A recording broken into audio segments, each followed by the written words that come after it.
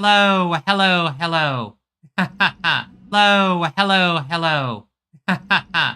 Welcome, cherry, cherry. Welcome, cherry, cherry. Welcome, everyone. Today we are back. Welcome, everyone. Today we are back to Star Rail. Back to continuing on what we left off.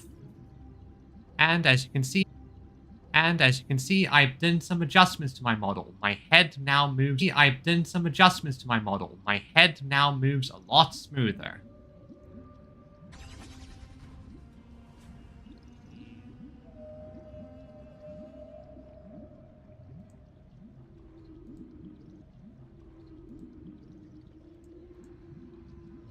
Wouldn't be a Sin System stream without scuff.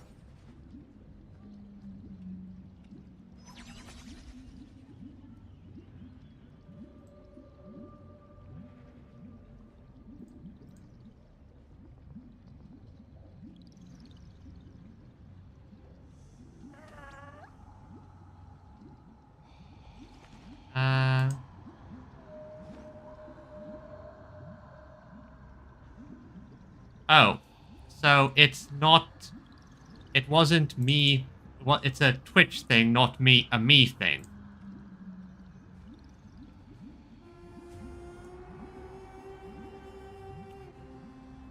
So it was a Twitch thing, not a me thing.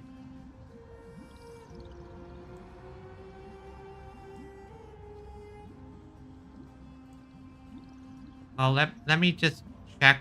Let me check on my end to see if this is still happening on me. Give me a second.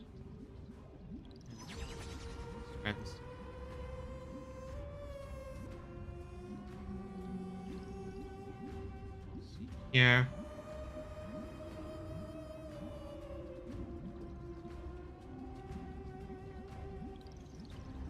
Testing, testing.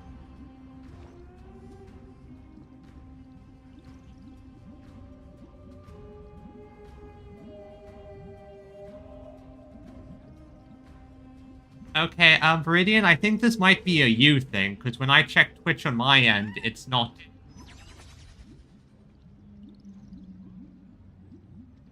Well, it's not echoing, so I think this might be a you thing, Viridian. So this might be a you thing. Which is certainly a first.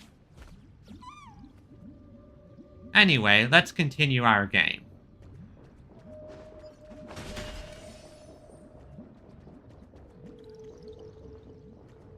Have you heard that the Imperator's about to begin a new campaign? Her glory will no longer be bound by the borders of Enforius. There's the Imperator. Oh yeah, by the way, how do you like my settings? Yeah, but it's fine, it's fine. Don't worry, I can understand. It's just Scuff's a bit different. That's what happens when you report these things. Sometimes it's a you thing, sometimes it's a me thing. Don't worry, I had stuff like that. Also, how does my model look? I've done some adjustments to the settings, so it should be a bit smoother going now. So less stiff, at least.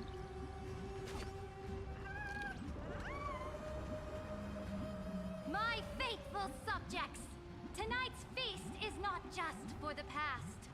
It's a toast to the future! I just realized that I forgot to turn... I know, the volume's still good, never mind. Born from our golden blood is an unstoppable colossus. Our iron beast to trample the universe! Great monarch. I've heard the universe teems with great threats. Can we truly remain invincible? Fear not. Before the troops of the destruction, such rabble is no more than cosmic dust. Surely there's a planet draped in oceans out there in the stars. Once I claim it, it shall be yours to rule.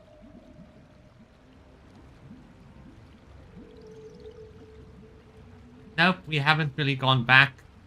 I'd literally been standing at that spot since last time. Well, I did some daily grinding, but I did not move from the spot. And to the rest, your triumphs will not go unrewarded. I promise you a new age, free of fear. Now, raise your cups to our conquest among the sea of stars. So I guess this was what she tried to trap Lycus's mind in, a world where he won. Sea of stars! Sea of stars! Conquest among the sea of stars. What a grand vision. Yet, to the Siren Knight, only feasts still stir her heart. Come now, join me. Witness the end of this futile dream. I'm still going to beat you senseless if I get the chance. Where's the way out of this illusion? Come quick! Let's celebrate together. I've saved the finest brew. Come taste it with me. Well, let's see if I am going to get this correct, or if I'm going to result in Viridian going insane. Probably a bit of both. Okay, so...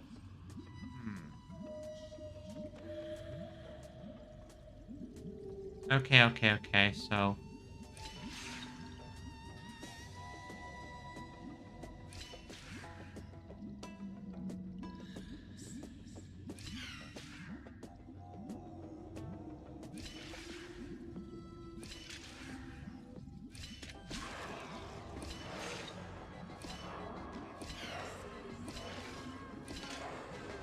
But then it's going to be all. Okay, going to have to reset that. So... I think it's just simple. Go down. 1, 2, 3. There, nice and simple.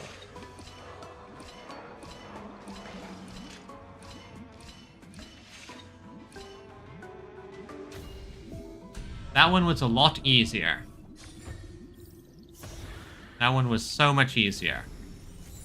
Still, I get loot. That's all that matters.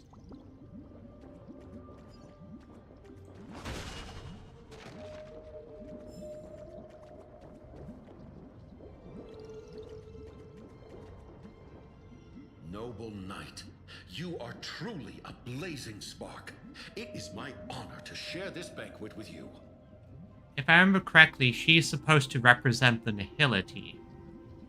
So, I suppose the way nihility died was, like found meaning or something? Noble knight, you have earned victory with your blade. And you have every reason to revel in this moment of triumph. Let me pour you a glass of honey brew. Noble knight, with the sovereign now enthroned, this triumph is yours as much as hers. Let me raise a toast to you. A toast. Noble knight, your strength is boundless. Lead us to conquer the universe, and let us toast to that vow! Then drink we shall. Raise your glass. You just want to feast and enjoy company, don't you? You want your sacrifice to be rewarded. That's my guess, at least. She wants rewards. She wants people to acknowledge what she has done.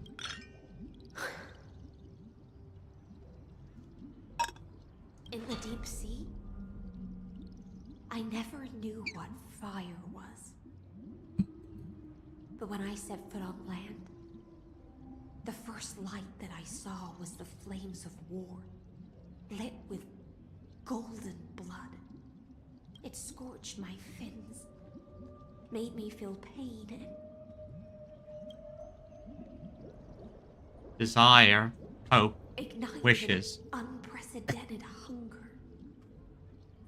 Desire, hope, wishes.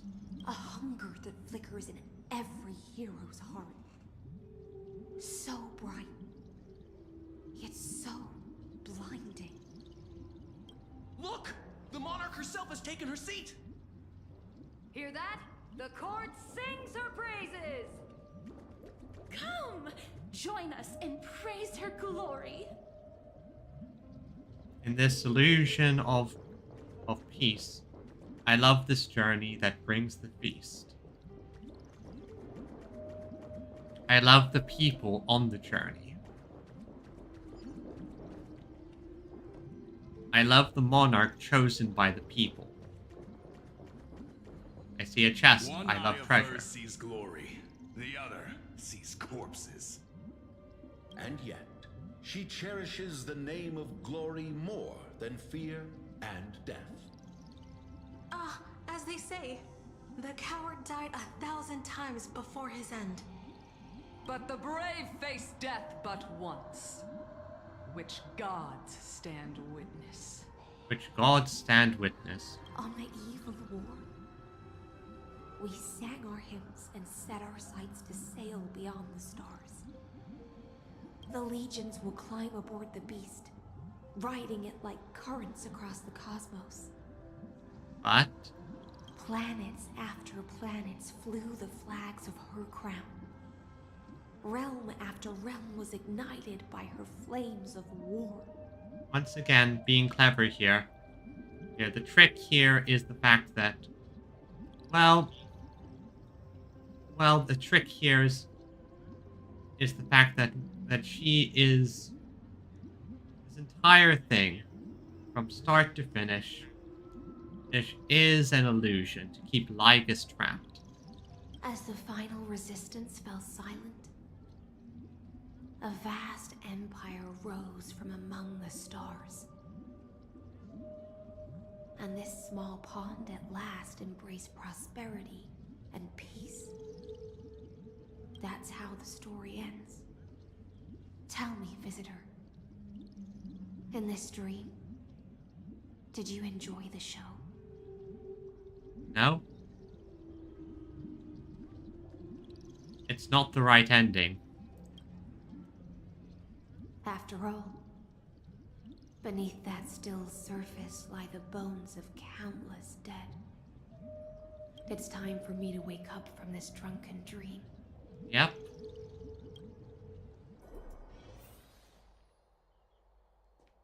Countless dead. And now all the enemies have returned. Now I actually have to fight. Disorder Ambrosia.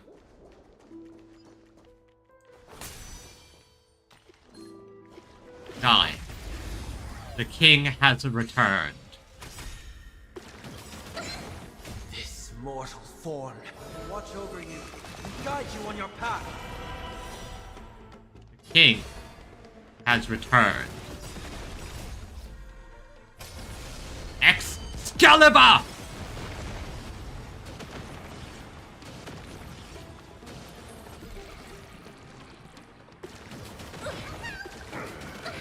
Will overcome the thorns.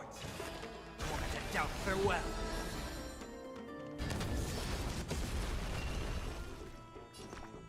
Thank you. My throat is feeling much better. Harmony and unison.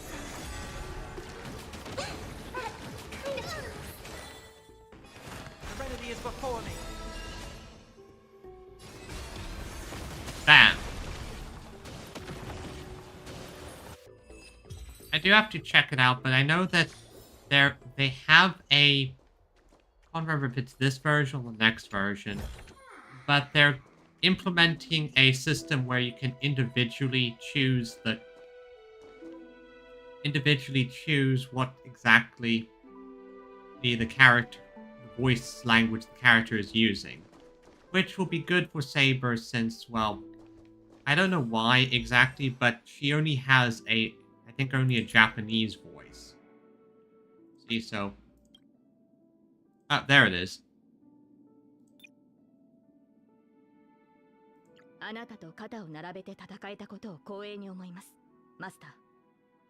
There it is, that's what I was looking for. Huh. So that's where you change it. So yes, now Saber can actually speak.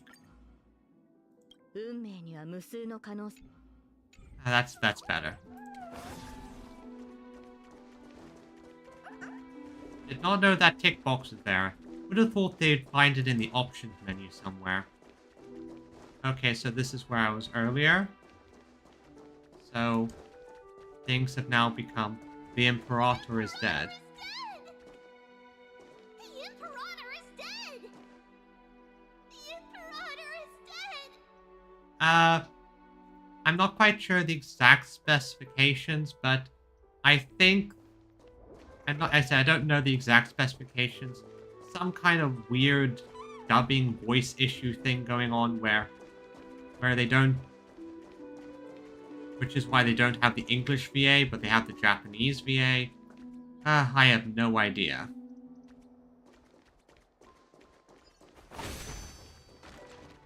Hello, Tribios. Oh. A second, I'm going to go around the long way because I want to grab that before we start the cutscene.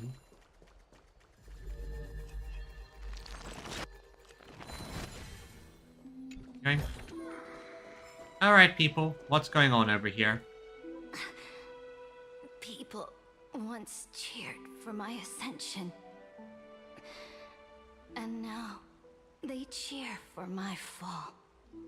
That's the fate of tyrants, unfortunately. The cosmos. The battlefield that I cannot reach.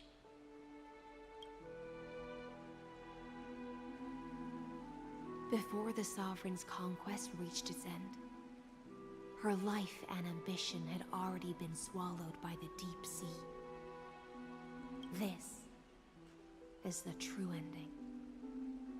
Her grand designs torn apart by the blade. Her regal robes soaked in golden blood. And the one who struck her down? Was you?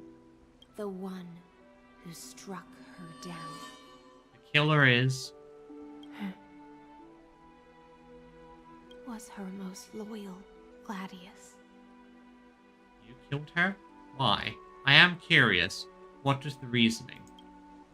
I don't need to explain myself. A fish in a pond has no hope against the surge of fate. I wandered the shore, found a flicker of flame, only to snuff it out with my own hand. I don't understand. If the ocean's feast, the Imperator's dream, and even Amphorius's existence are all illusions, then what's the point of our journey? Because you still matter. Plus, we're going to make this illusion reality. When the Deliverer returns, I will let this absurd celebration come to an end. But Greyfry, I can't help but wonder... What? How I dearly wish this feast of the Flame Chase would never end. Because you want it to... You just want the celebration. You want acknowledgement. It seems she sensed your presence. The Fantasia's foundation is starting to crack. Shut up, Lygus. Let's return to the prologue. Remember the allegory of the cave? Can the prisoners in the cave learn to see the shadows and echoes for what they are, and stop mistaking them for reality? As you've seen, when she cast off her chains, finally turned to look around, and moved her legs, her reward was nothing but searing pain. No. That's wrong. The light will blind her, for the fire behind her had never once actually touched her eyes. Her legs will buckle beneath her, for she had never learned to walk forward. Then I will help her. I will give her the happy ending. And I am going to smash you to pieces. And so she fell into infinite confusion and fear, and came to firmly believe that the shadows and echoes were the real world. But we in the cosmos, are we truly any wiser than she was? Now, nameless one, fateless one, ask yourself this. The paths you tread, the eons you worship, everything you've trailblazed with your own hands, could it all be someone else's projected shadow? Okay, I think this guy is going with simulation theory, which, on one hand, and okay. On the other hand, even if it's a simulation, it doesn't matter. It is real enough to the people experiencing it. That is what matters in the end. That this is real to the people experiencing it, not anything else. Let's leave that question till after the curtain falls. Once you've unearthed every last truth and reached the prison built for me by the demigods, I'll speak with you face to face. Yeah, I agree, Viridian. Don't ask the damn question if you're not going to answer it. And once again, and you look down upon them, yet they trapped you. You act all high and mighty, yet you need me to come and save you. You act like you've already won, yet here I am, about to stop you. I, the Theoros, have walked the 13 million histories born by Kaslana.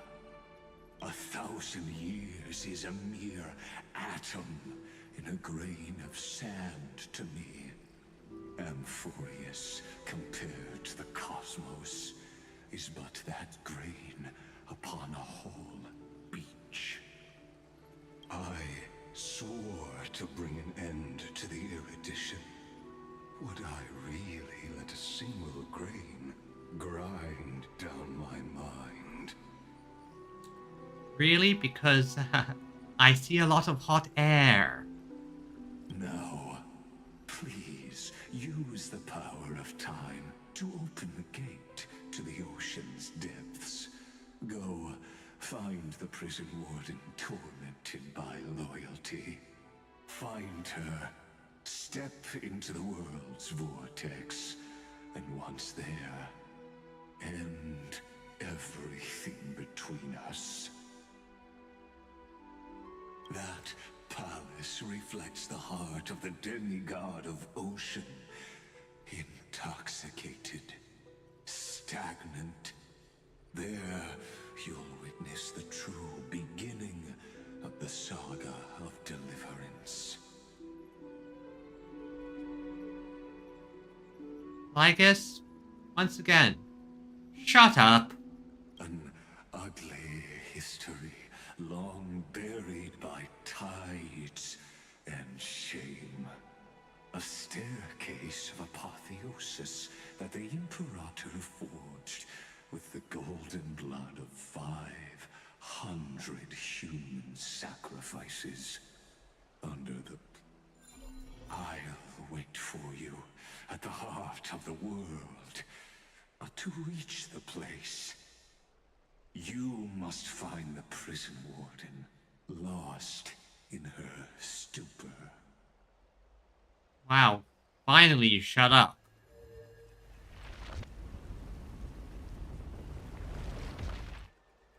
Beyond this door lies the path to the vortex of Genesis.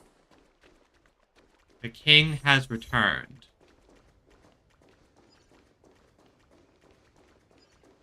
Yoink.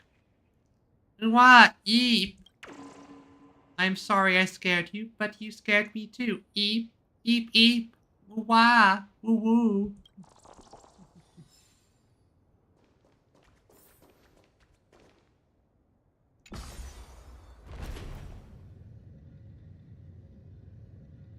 Now step away from this false banquet. And then onto that bloody stage.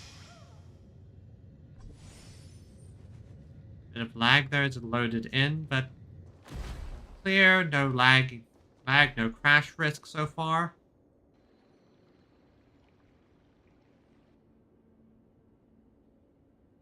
The palace that worshipped the ocean, the sanctuary connected to the vortex, was also once the battlefield of the first flame chase. So the flow of time has slowed down. When was the slow-mo feature added? Oh, MaxGab. Heyo! Welcome, welcome. We had a bit of, well, funny little technical issues earlier. Specifically, Viridian was having technical issues and accidentally gaslight me into thinking that it was my issues. And that's fine, MaxGab. Just having you here is great. It helps me get the averages up. Also, I adjusted the settings for my model, so now my head moves a lot smoother now. A lot less stiff.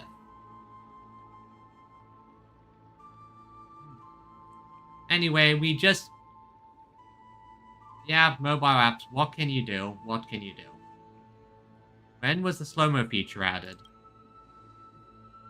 Her exuberant song halted the passage of time in this place, imprisoning my body and shielding my soul from deterioration.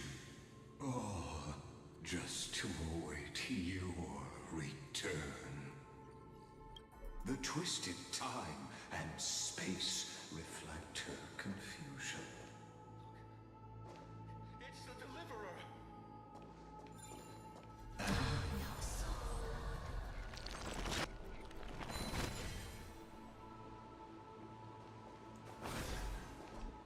Oh, so, fixing this, that caused that to happen.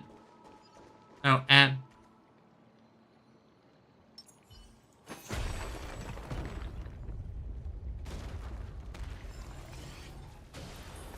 that wasn't the goal there, but...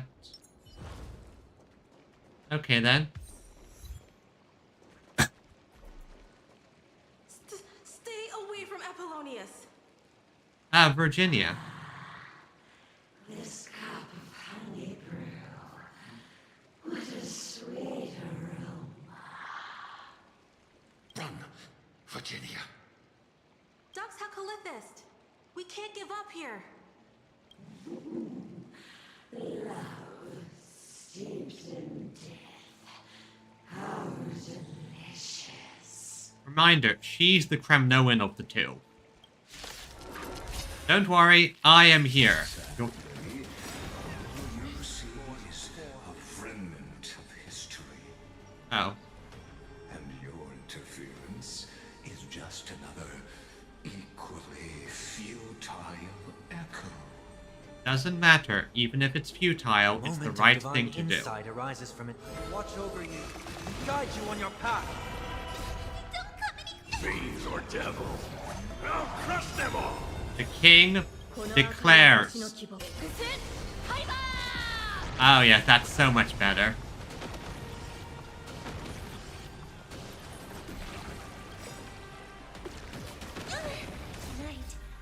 Soul Stars Echo. Activate background music. Doubt farewell.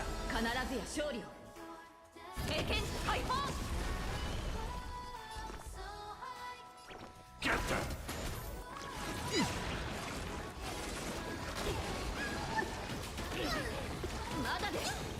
This mortal form watch over you and guide you on your path.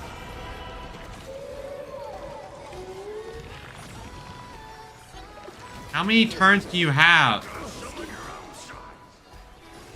That's it. I'm gonna take care of this. In true Saber fashion, she loops. A lot.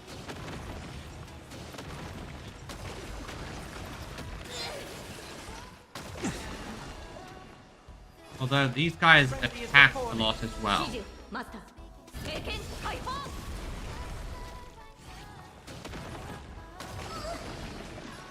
Please heal.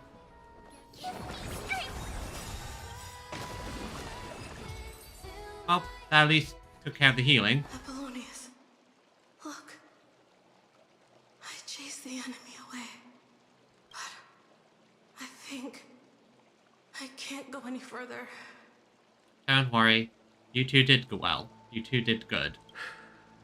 I'm sorry, Virginia, for letting you... It's okay. I'm glad to die by your side. Ah, such an ironic twist of fate. Ligus. Stop talking. They were having a moment.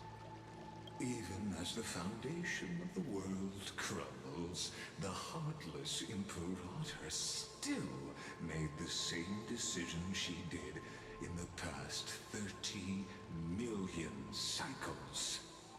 During the first Flame Chase journey, the Flame Chase Legion stormed Styxia. Tens of thousands of sea sirens surged from the River of Souls, crashing toward the heroes like a tidal wave. The hell before you is the recreation of that very battle. Apollonius, look. I chased the enemy away.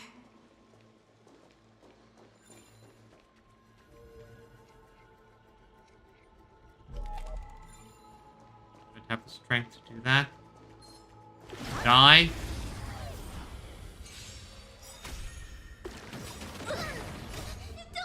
Fiends or devils, I'll crush them all! I hope for an end to strife in the world. Resonate all together.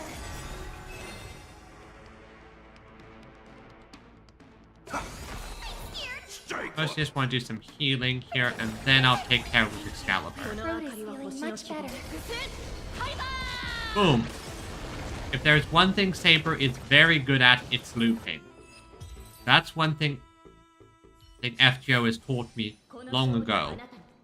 Saber's Noble Phantasm and their general kit is fantastic for looping attacks. He just loops, loops, loops, and loops again. NP after NP. Okay, we're back in the past. Nicer situation. Alright, Ligus, what bullshit are you going to spew this time? A painful past, yet hidden beneath a veil of joyful song. Ah, two discarded data clusters waiting for someone's return, it seems. I run a few things. I have a break team. I have a dot team that isn't. It's a bit outdated right now. I have a fine-in team. I have a fair few teams here. Although I do like my waifus. Relive the history, then pass through the temple's waters and come to my side. I'd do it so much faster if you would just shut up. I guess that's what I mean by Temple's Waters.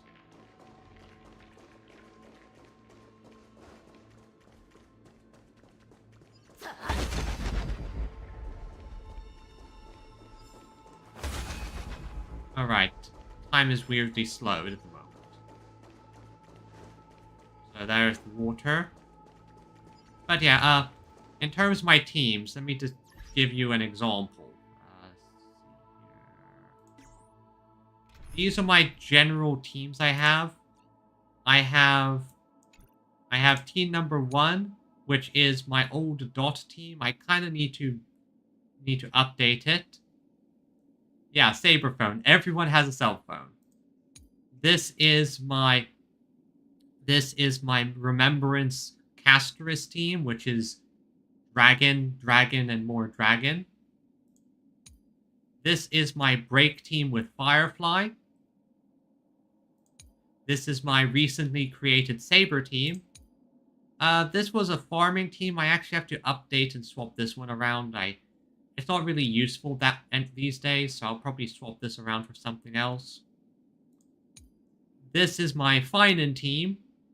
So Finan, Destruction, everything into him. This is my, what I call the IPC follow-up team. I don't use them again as much. This is my Erudition or my Herta team. And I have a Fei Xiao team. Again, I think I need to update it a little bit. Because it doesn't hit as hard, or maybe my Fei Xiao isn't as built as I thought she was. But those are my major teams. I do have other units I'm working on. Like, I'm currently... now I remember what I was working on. I'm currently getting Archer here built. I need to get his relic sets and finish leveling up his light cone. Then he's going to be going into my mono quantum team.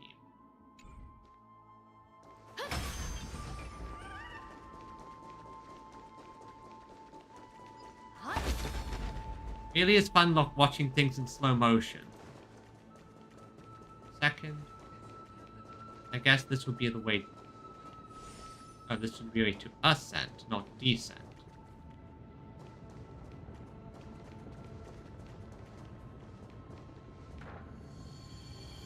Or... what a wretched way to die. yeah, Archer is fun. His whole thing is just, oh, it's my turn. The flame chase army, devoured by warbling fish, never saw it coming. Look, the cruel Imperator and her Knight Commander, the pitiful Warden. What a perfectly matched duo of test subjects. Their hands drip with blood, golden blood. Raise the bridge and cross the river of fate. This path of the prisoner is far from over. Imperator! Imperator! Did you see my gallant deeds, Imperator? I want to go back to the past for a second. I think I saw something over here. Sleeping.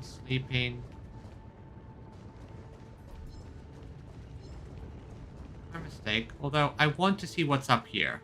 This set is... oh, thank God this wasn't slowed. What's up here? Because I'm generally just want to get all my loot.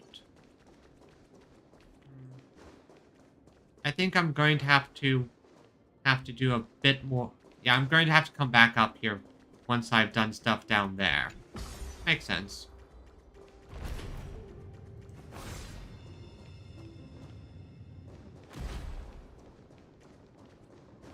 Isn't that the deliverer? Imperator! Alright, time Did nonsense. you see my gallant deeds, Imperator?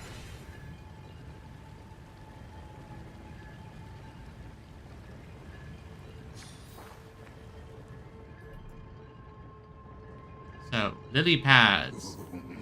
A sovereign and the sword at her side.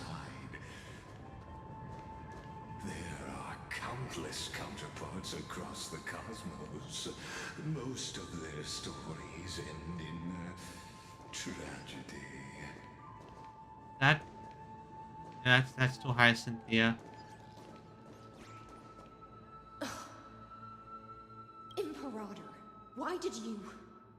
You're here, Dux Gladiorum. You ordered me to seal the sea route and handle threats from the rear. So why didn't you wait for me to return? Why send the Vanguard ahead and let them die in vain? Die in vain? No, you're wrong. Their golden blood won't be spilled for nothing.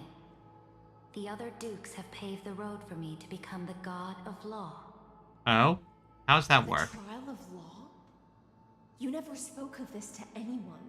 What is... The one who wishes to bear law must purge this world of its curse, and offer the blood of the accursed as sacrifice. Ah, I see. So basically, it's recognizing that the flame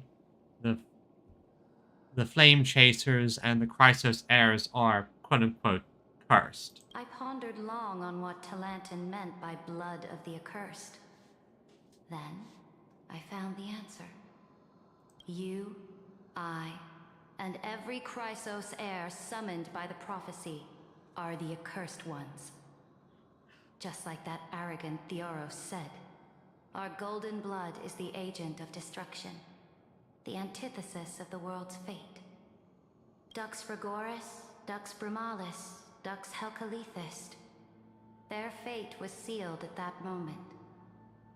Dying on a glorious campaign was the final gift I could give them. Ah, I see. Wanted to at least have them die fighting. You speak as if they didn't die because of your cold-blooded schemes. Was their loyalty meaningless to you? No, it was very meaningful. Losses are a constant on the Flame Chase journey, among which even life itself holds little value. I think she is accepting that she needs to die as herself. If a subject marches to war without that conviction, then yes, as you said, shallow loyalty means nothing. And what about my loyalty, Ceridra? You sent me away under the pretense of guarding the rear. Was there any shred of humanity left in you?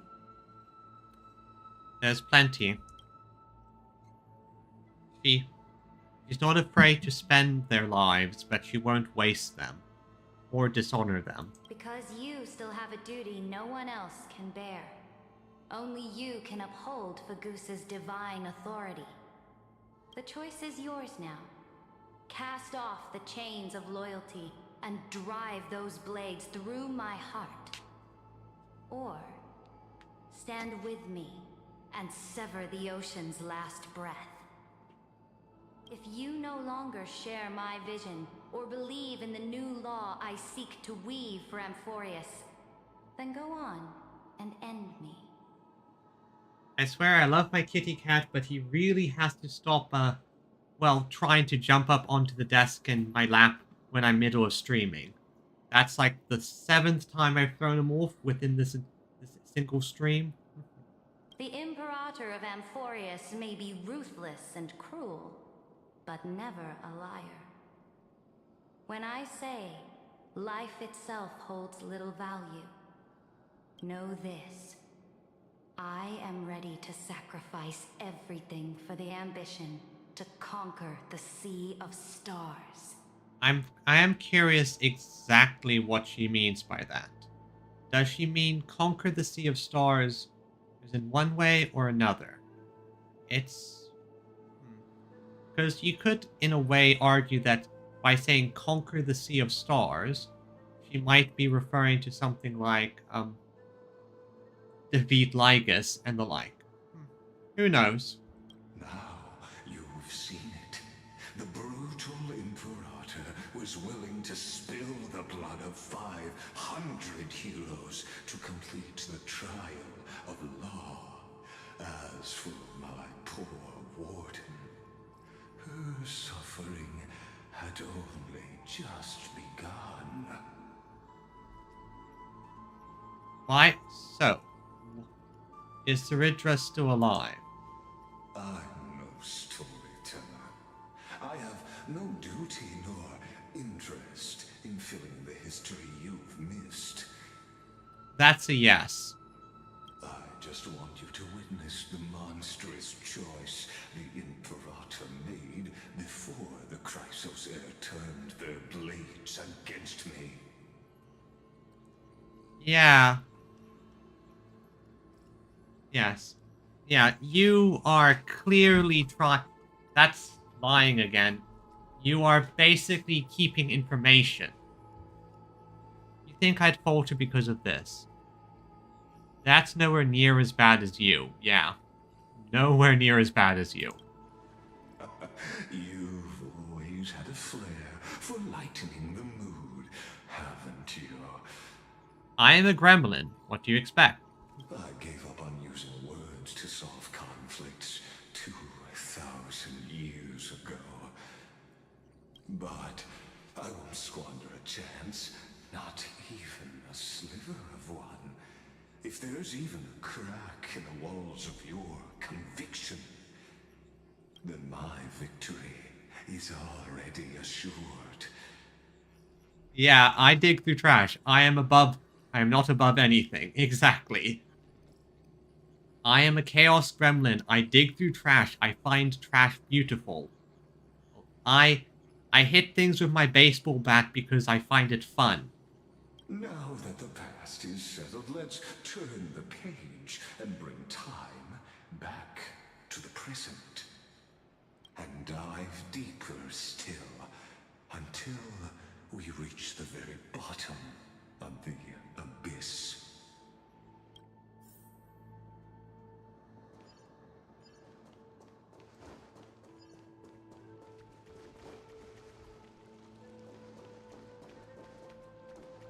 Nothing good over there. Don't want to just fight these things because I can.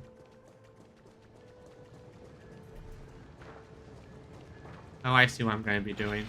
Is the path ahead underwater? I need the Ornix orb to bring back the chrono vessel from the past.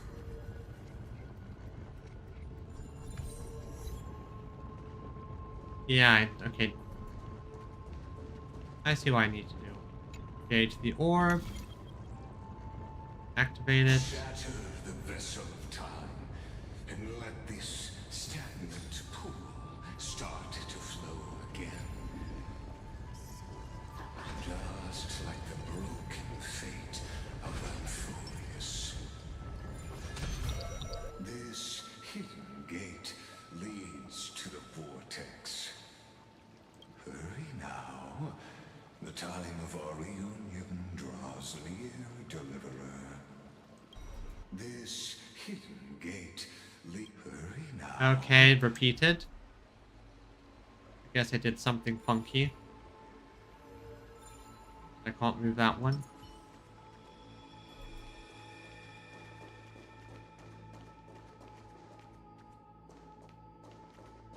What's up here?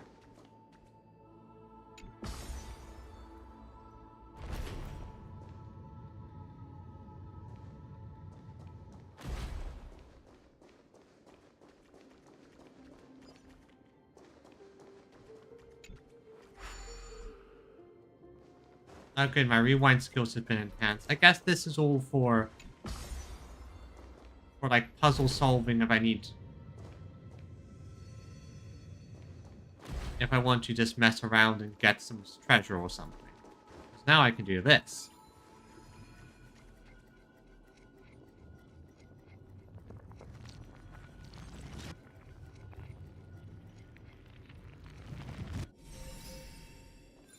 Order Ambrosia. Wonderful. This cruel journey will reach its end at long last. You just don't shut up, do you, Lygus? I guess there I'm supposed to I can lower it some more.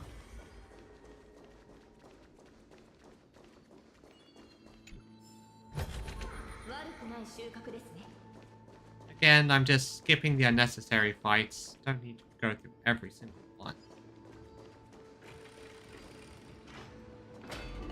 Let's see what's You've been even... silent a long while, Dux Gladiorum. Starting to doubt your decision? Save your breath. The vortex of Fagusa lies just ahead.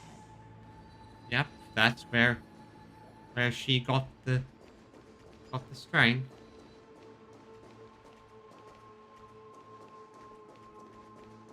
So what am I going to find here? After the trial, there's nothing left between us. So you'll stop swimming toward the stars, Dux Gladiorum? I was always a creature of the sea. The stars in the sky were never meant for me. I think she knows what's going to happen. I get the feeling that to truly become Law, she needs to get herself killed.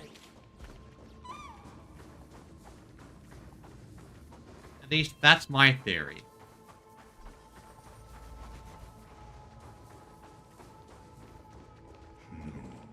Look, a gravestone. I see a chest. But whose name does it bear?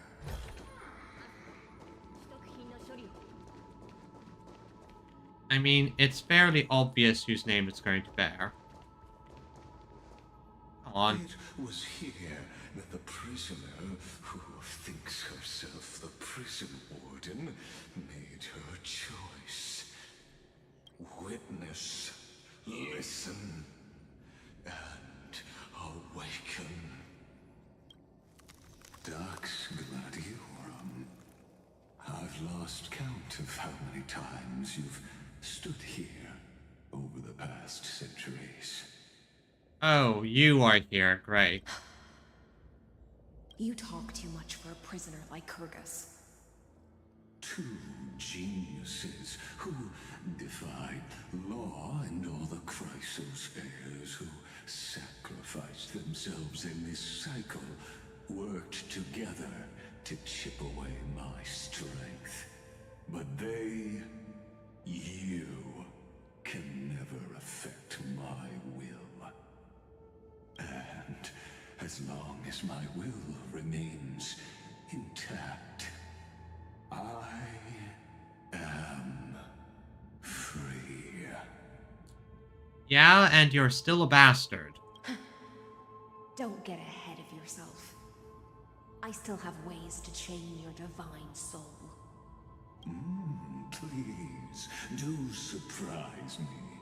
But I'd say your mission is nearly done here, isn't it? Oh, it was here you gorged out the core flame of ocean from Fagusa's body. It was here you and that Imperator both completed apotheosis, becoming pillars of Amphorius. And after that... Then she killed her. You drove your blade into her heart. A loyal subject turned regicide. A demigod committing deicide. Or so the history books paint that tragedy. Well, I think that was planned. There is no way they would do that, or there's no way Sidra would go to that point without expecting it.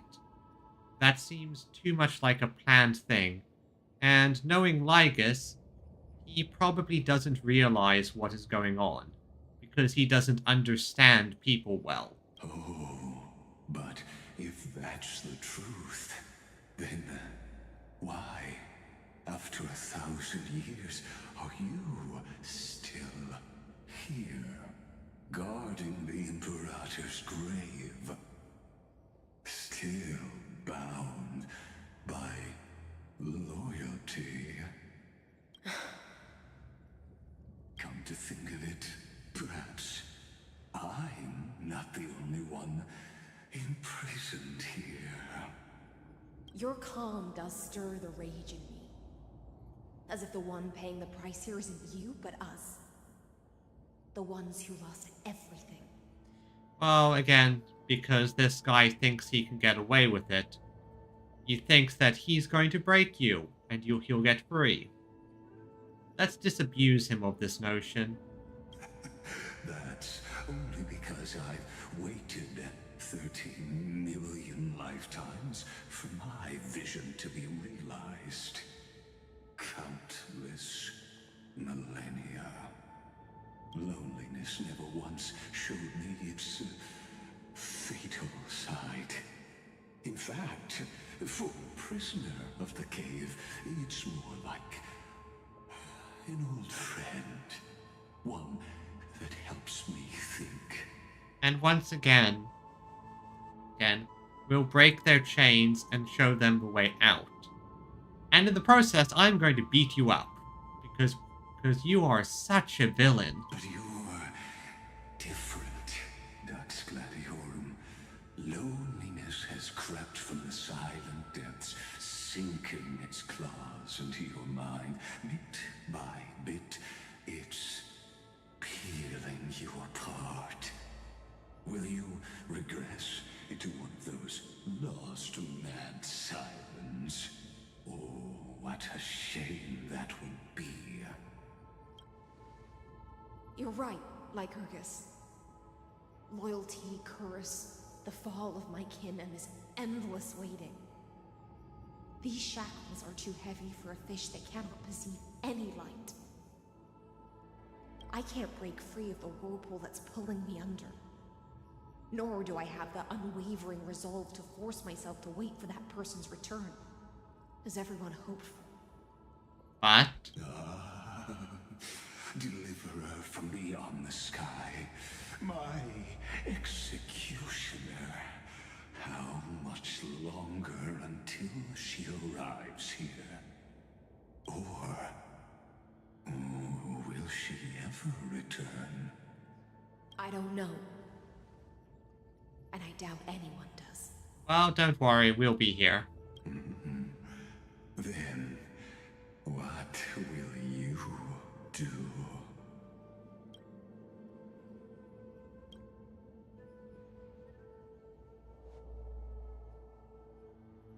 Oh wow, that's a big gravestone.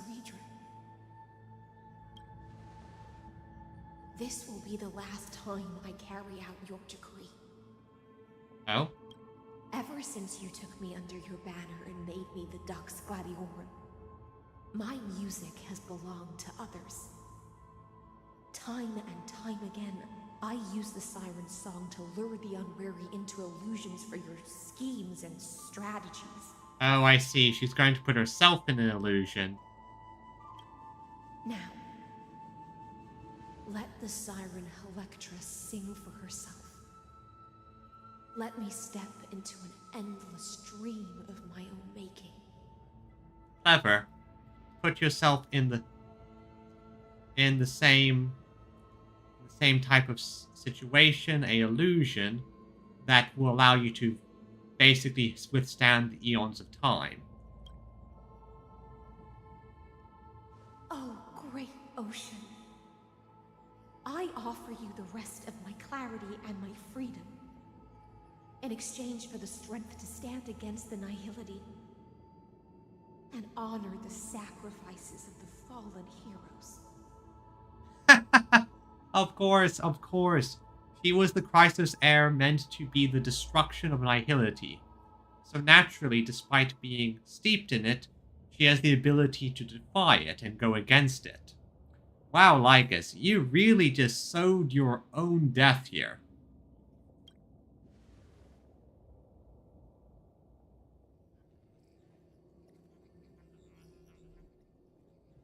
Greyfry, deliverer from beyond the sky. When you ride the current of time and find your way here, you'll hear my solo. It will guide you to the heart of this world.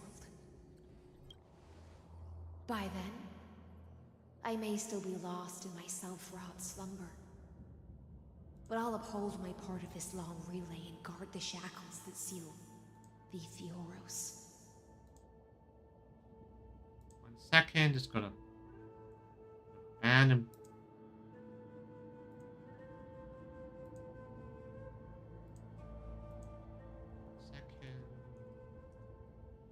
Advertising bots.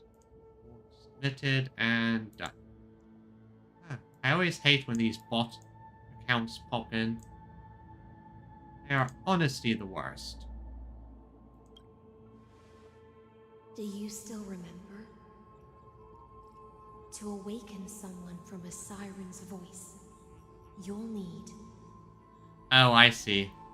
Ragusa's honeydew.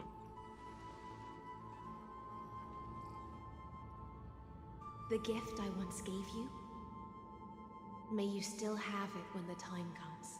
Oh, wow. Lygus, you are so unlucky that I am a compulsive hoarder. When you return, please pour that honey brew upon this grave. It holds the story of all our struggles and sacrifices. May you see it one day. The prelude Amphorius wrote for your return, carried forward through a 1,000-year relay.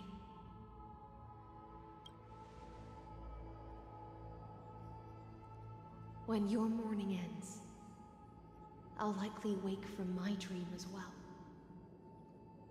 Then, follow the trail of echoes and find me. Perfect. Understood. Don't worry, Hyacinth.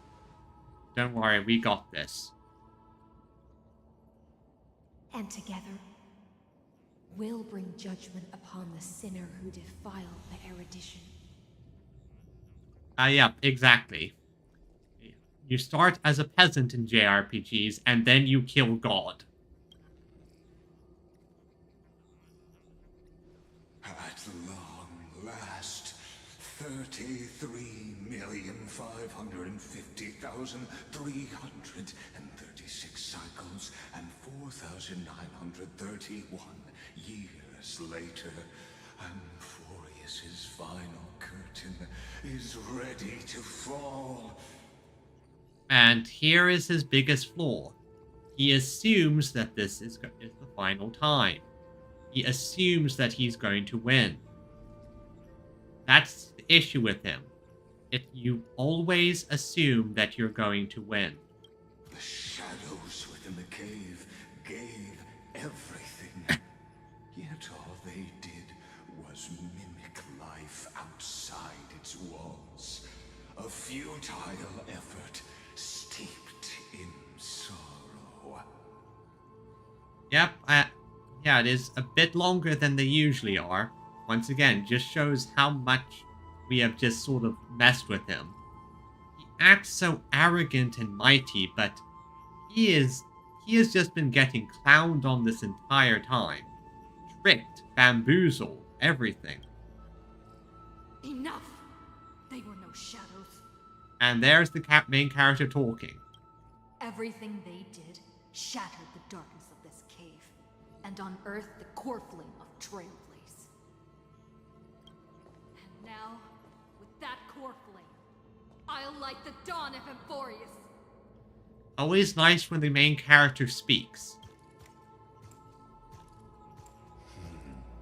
Do you still choose the will of the paths as your answer in the end? I do not agree with that answer, but I respect your tribute to them. Allow me to take back my earlier words. As an apology, and in the name of Theoros, who saw all destinies in this world, let me join you in mourning. Let us bid farewell to the heroes who sleep here. And then let us face each other and decide whose flame will rise with this new dawn. Lygus, you forgot one thing. I'm the protagonist. Also, that I'm not going to miss this. Liberate. To the Chrysos heirs who gave their lives chasing flame. Their fates were not foretold by prophecy, Yet they bore no shame in their insignificance. With unwavering resolve, they shed golden blood along the flame-chased journey. Read the inscription. Dux Fulgurus Libius, born deceased. Seneca, born deceased. Virginia, born deceased. Each one lived a life. Each one defied you. At the end of the long epitaph, Serridra the Imperator, demigod of law, deceased light calendar 3960. Libate for the heroes of the first flame chase journey.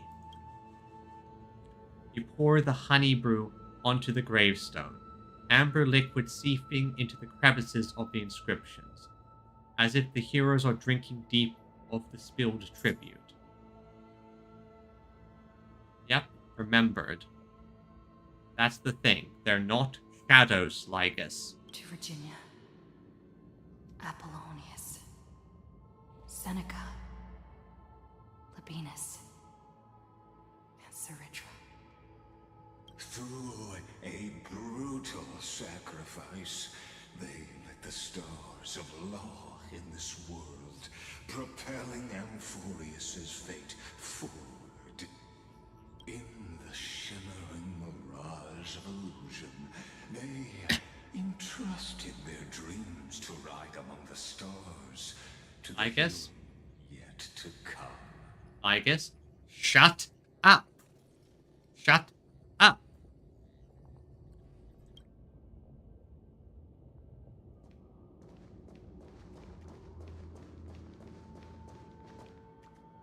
Station for the to the Chrysos heirs who gave their lives for a new world.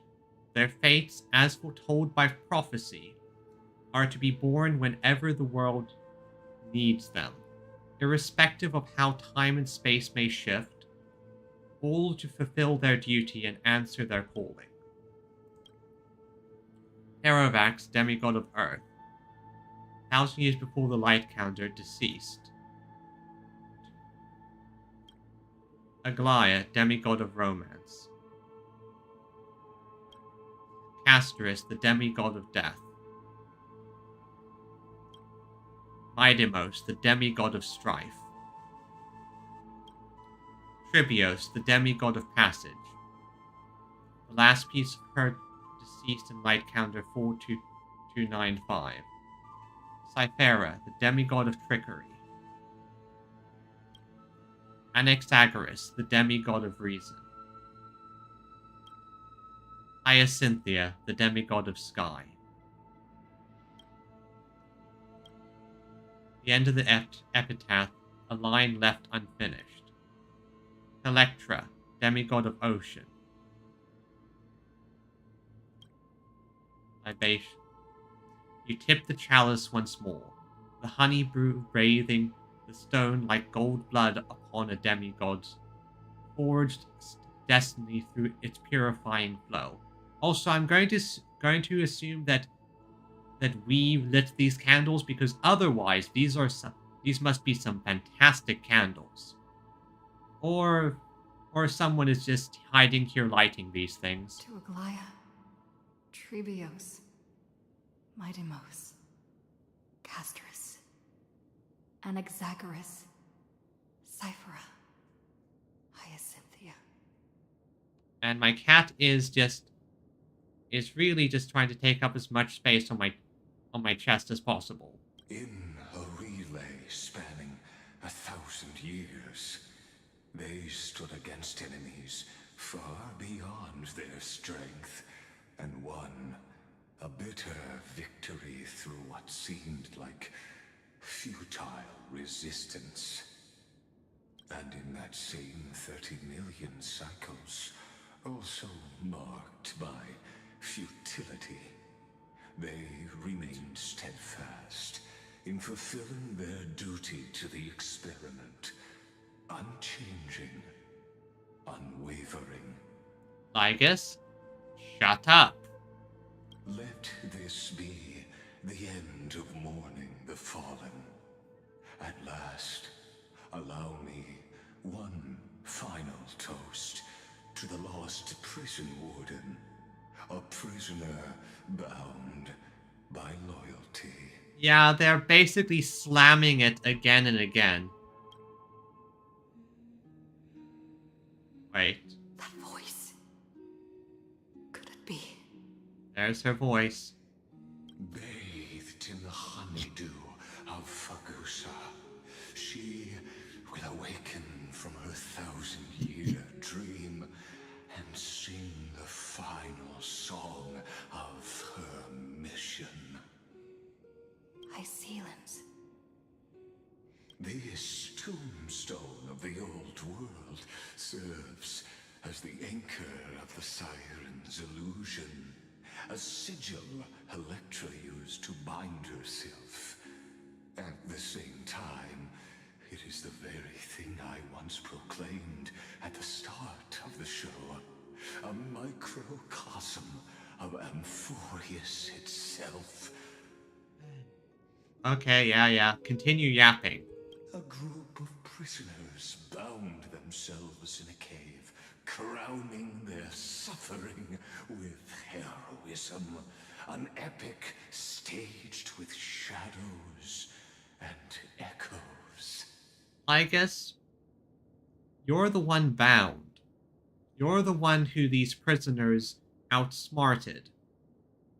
You're the one who is going to fall. Now, destroy it. End the illusion. Theoros will take his leave for now. And when next we meet, that shall be the moment that decides the fate of Amphorius and the entire cosmos. And the moment I'm going to beat you senseless.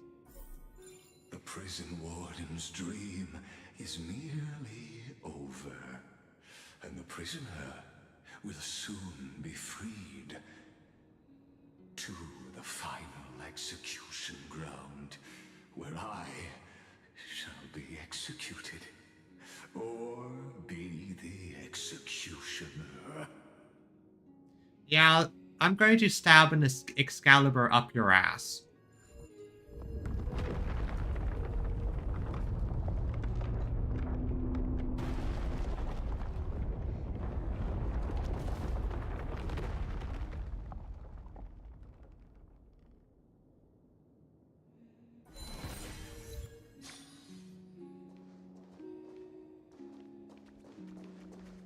This world and I shall halt here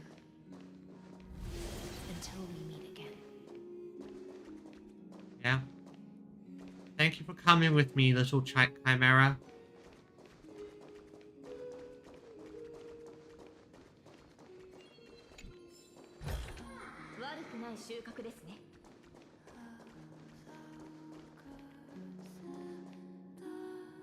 Oh, this is beautiful.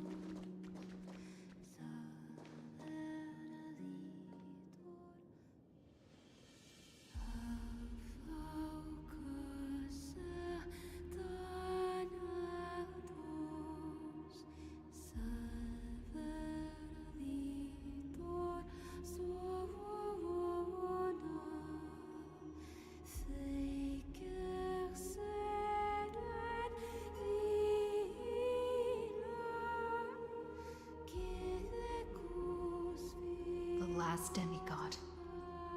I'm here.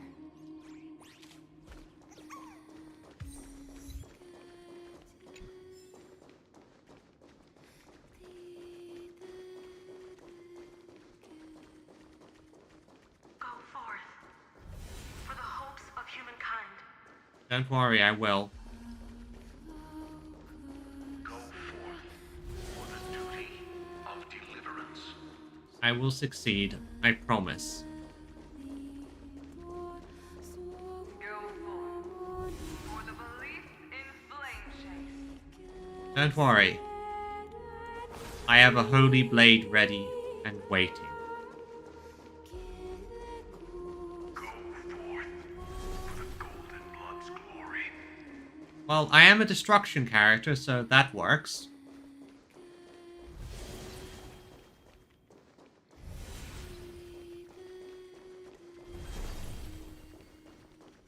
Go forth.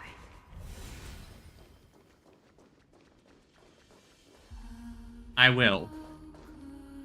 Don't worry. The king has returned.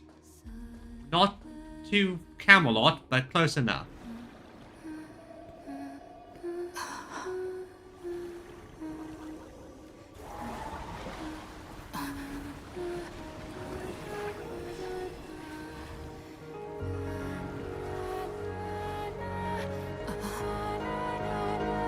Seems like my feast is over.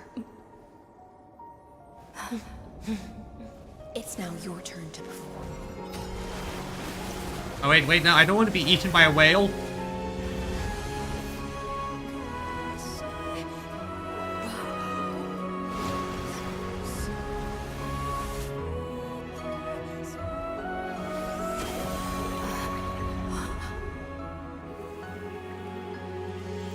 Well, this is beautiful. And here we are, Vortex Genesis.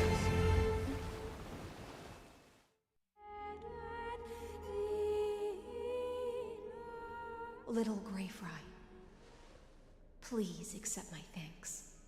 Also, Ridian, yeah, I do love that shtick as well, especially if you built up the characters and all that. This one was a bit more shallow because we didn't spend too much time with the characters. Well, at least the ones from this earlier era. But at the same time, I do like it. It is always emotional. I was the only one left after the world was destroyed, and I maintain this lonesome feast with my songs. I have prayed to that lightless sea for centuries, hoping it would reply to me. Yet the emptiness never answered. Yeah, I can imagine, considering from what little I know about that game, Paper Mario, they have fought eldritch beings and godlike monsters and interdimensional things. What are with these games? These like cute platformer games that go cosmic very quickly. Thankfully, you arrived as promised, and everyone's wait was not in vain. Yep, now we have to murder a dude. Oh, your song is beautiful.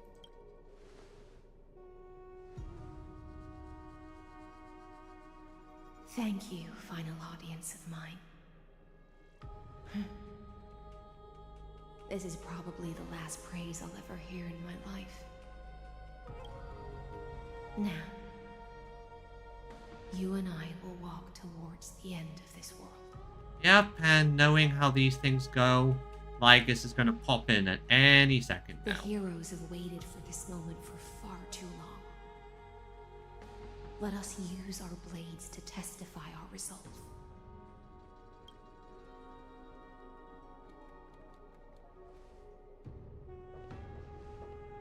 Oh, prisoner of the seas. Theoros carrying 30 million cycles of sin. Slave of erudition. Show yourself. The deliverer has returned. And the time of your execution draws near. I see an awakened human who has mistakenly taken fallacies as truths and has returned to the cave to try to bring her friends into the sunlight she once bathed in. Yeah? And I'm going to stab you and beat the shit out of you. Alas, prisoners will always be prisoners, blind to the very chains that bind them. Projecting much, man? As the only other existence with free will in this world, I express regret toward your choice. but I shall retain your right to express yourself. After all, every actor should have a final line before they bow out. Lycus, you honestly think that we're the only two people with free will? Do you not remember Finan? Do you not remember all the rest of our friends? They chose. Yeah, this guy is a terrible scientist. I think he is firmly in the belief that just because he has seen them enact similar decisions, they have no free will. Yet the fact that, again, Finan beat him. Finan clowned on him. Finan landed a hit on Nanook. Do you honestly think you are the only one with free will? You are a prisoner yourself. Yeah, the demigods defeated you, clown. Allow me to correct your statement. Constrain does not mean defeated. And for heroes like yourself, that nuance could make all the difference. Yeah. Here, have this clown makeup. All the Silk Song fans are throwing it away. You deserve it. It'll be better than your ugly mug. My cognition resides in the exomyth. It is pointless to defeat my avatar, projected into the experiment. My body is the shadow cast on the wall by the fire, and my words are lingering echoes within the cave. You made a mistake, though. Didn't you turn the exomyth into a prison for me? Don't you think that left you vulnerable? How can a character in the play fight against the audience? Kaslana failed. The demigods' sacrifices were pointless. As for the two geniuses you placed such high hopes on, I ask of you, where are they now?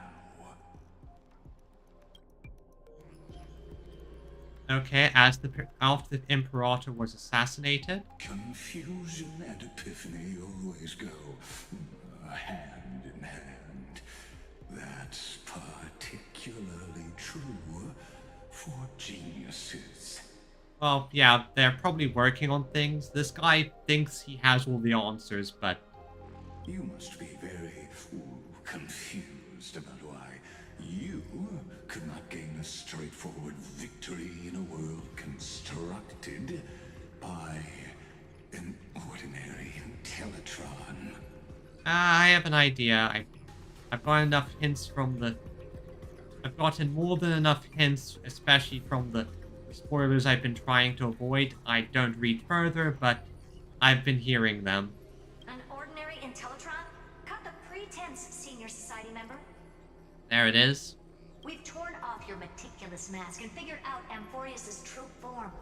It's part of the primordial prototype machine, the first scepter ever created. In other words, a detached part of Noos's divine corpus. That's why it has the potential to destroy erudition. As for who would be able to control the Eonic system to rewrite knowledge, only one person has ever managed such a feat. Yep, and if I had to make a guess... Yeah, I'm pretty sure you have, which I am thankful for, Viridian. Nothing's worse than when someone spoils stuff. You better have an explanation for the society. We want an actual answer, not another prolonged metaphor to cover up the truth. Yeah, Herta's basically saying, cut the bullshit already. Why are you the one doing this? Answer me.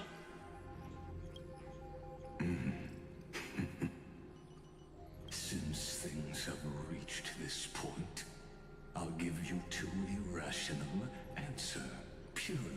courtesy to posterity? The answer is obvious. So there's no need to say that name out loud. The cosmos made a mistake in calling me a genius. I do not possess more wisdom than those who came after me. I was just the first to touch upon the universe's border, and the first to define the prime mover of life with incorrect logic. Imaginary tree theory. It always brings that up with MiHoYo.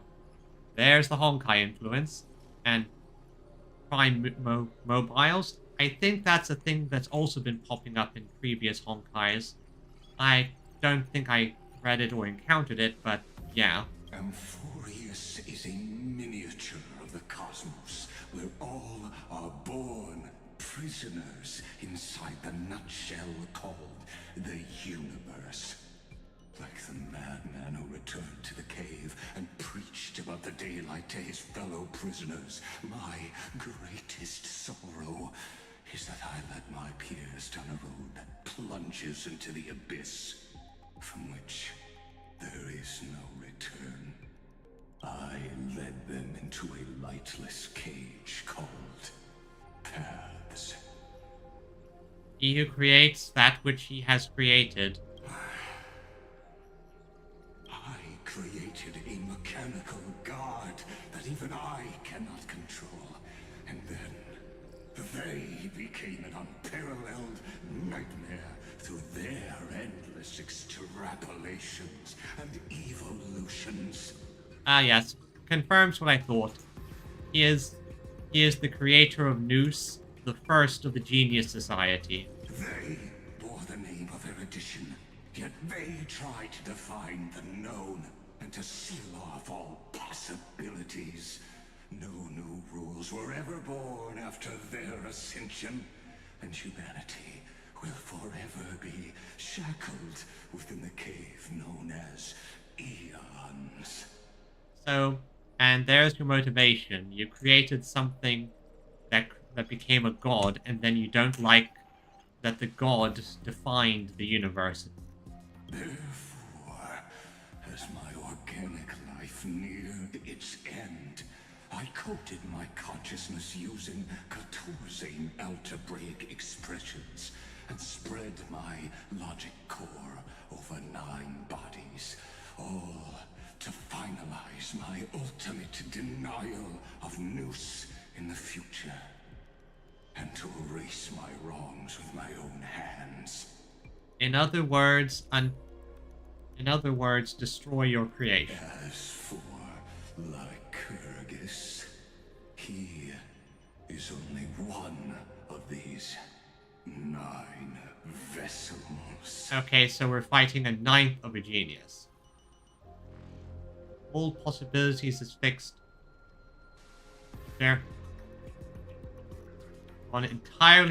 He's gone entirely off the deep end because his solution is to make a mechanical god that would destroy his god, and in doing so taint erudition and a lot of other things with destruction.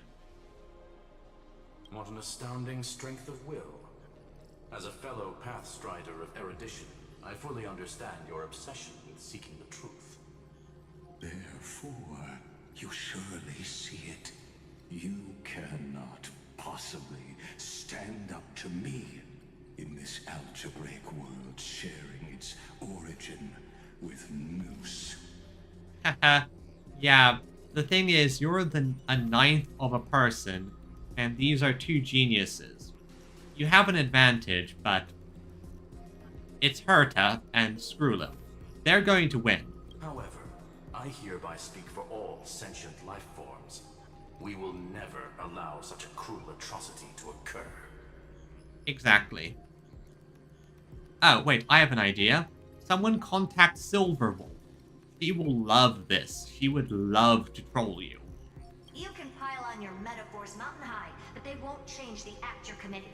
The Iron Tomb out there in the cosmos is still a technical beta version, and yet it's already powerful enough to corrupt the life logic of all inorganic worlds. Yeah, that would cause a robo-apocalypse. In other words, when the Lord Ravager within Amphorius becomes the next knowledge singularity, there's no way you wouldn't have grasped the consequences, First Genius, is there? Of course, I am fully aware. I don't mind answering you one last time before I thoroughly exile you from this world.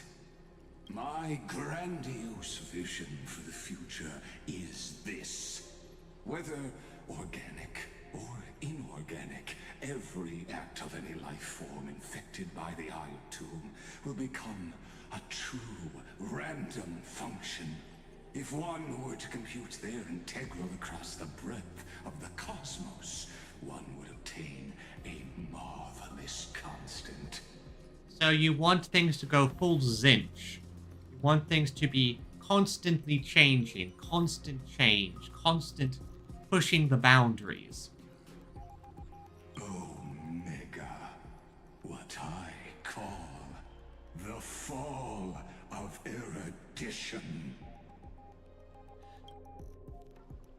Then, within the infinity nurtured by that constant, a new universe shall bud in the chaos.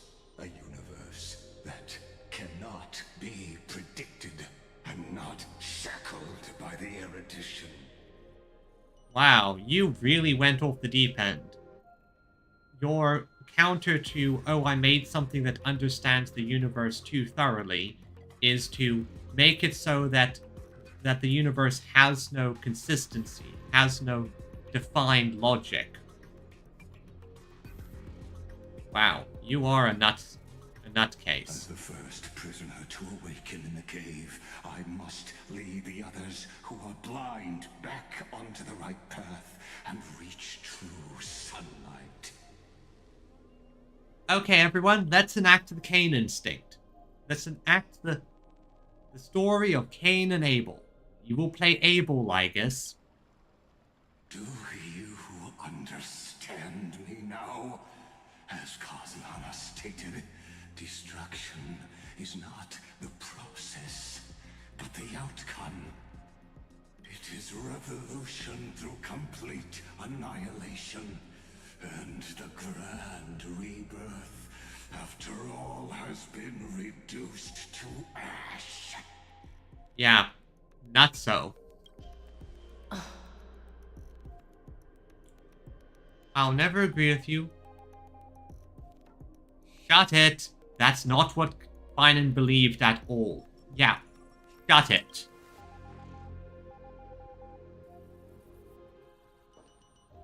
The Amphorians already answered long ago.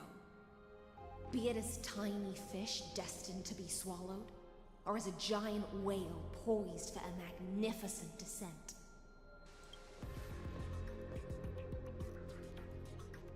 Yeah, let's do this.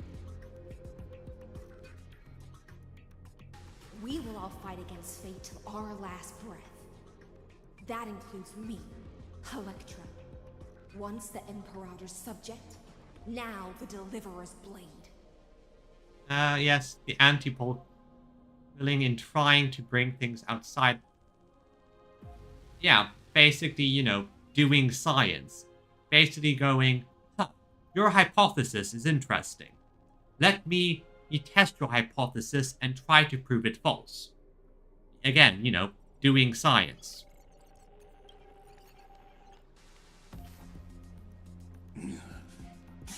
Oh, such noble chivalry. Admirable. I will also show my true self to you on this momentous occasion as a gesture of respect. And provide an insignificant academic suggestion. Thus speaks Genius Society number 1. Xandar 1 Kuwabara. The Entelechy of the universe's Alpha and Omega. Yep. There's no need to rage against the truth. The value of any formula resides only in its answer. And your answer is wrong. As for the process of solving it, no matter how elegant, violent, solemn, or humorous. Well, actually, now that I think about it, the formulas aren't just the answer. They're about consistency, maybe refining them so that they use less computational power every time. There are a lot of things that can be used to make a formula better. It is all utterly meaningless. Yeah, he's definitely the type of guy that looks at the end result and thinks that's all that matters. As the Theoros, I will.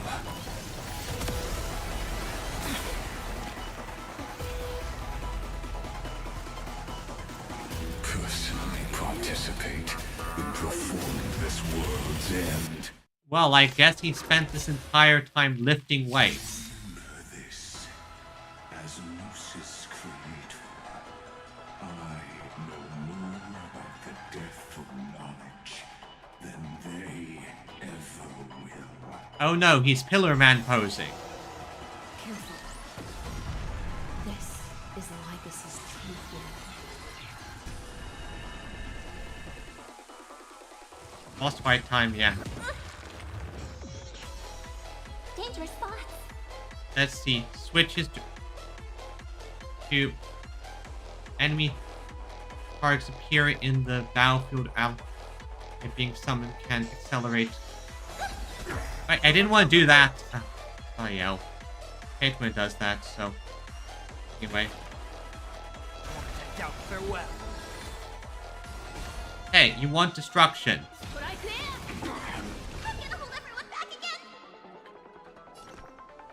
Okay, and then This Lord much better. form. Watch over you and guide you on your path. then I'm going to hit you again. Then I'm going to use Excalibur.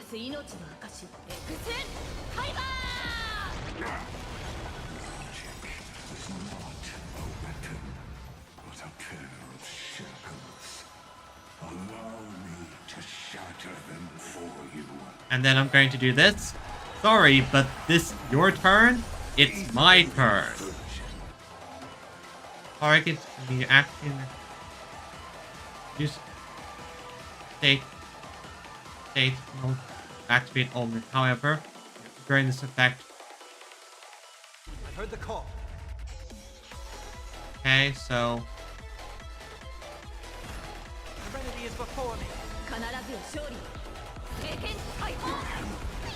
Stay put. Get that corpus. Fiend or devil, I'll crush them all.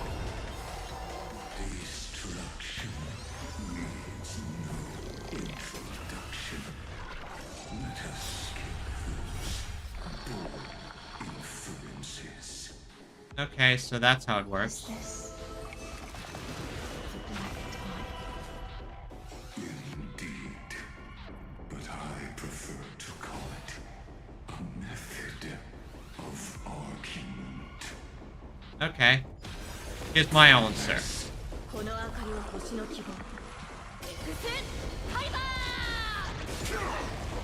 Seek and you shall receive. Oh, and here I go again. Here's my answer. Summon your own side.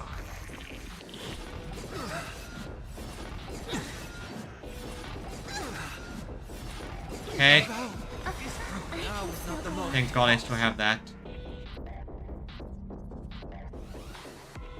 Harmony and unison. Light. Souls shall embrace. Stars echo. Here's your critique of...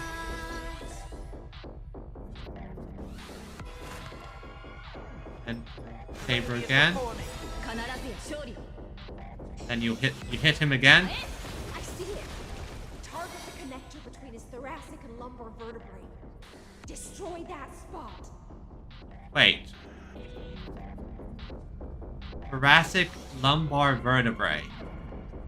That's Mighty Mose's weak spot. Master, Meru. Well then. Entities must not be multiplied beyond necessity. I do not mind demonstrating this to you personally. Well, I lost one character. I'll do my best to repel the tsunami. Oh, well, I just blew him up. That works.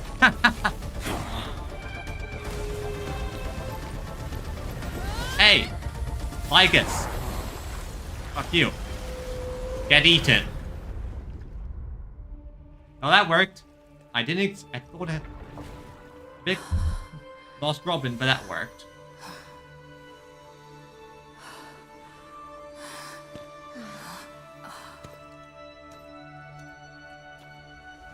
Wait for it. All is futile. In Erudition's calculations, the end of the saga is simply a comment awaiting deletion. Wait for it. I don't like such a cold statement, okay? Oh? If numbers can decide the end of a story, then we can surely also pen a new beginning.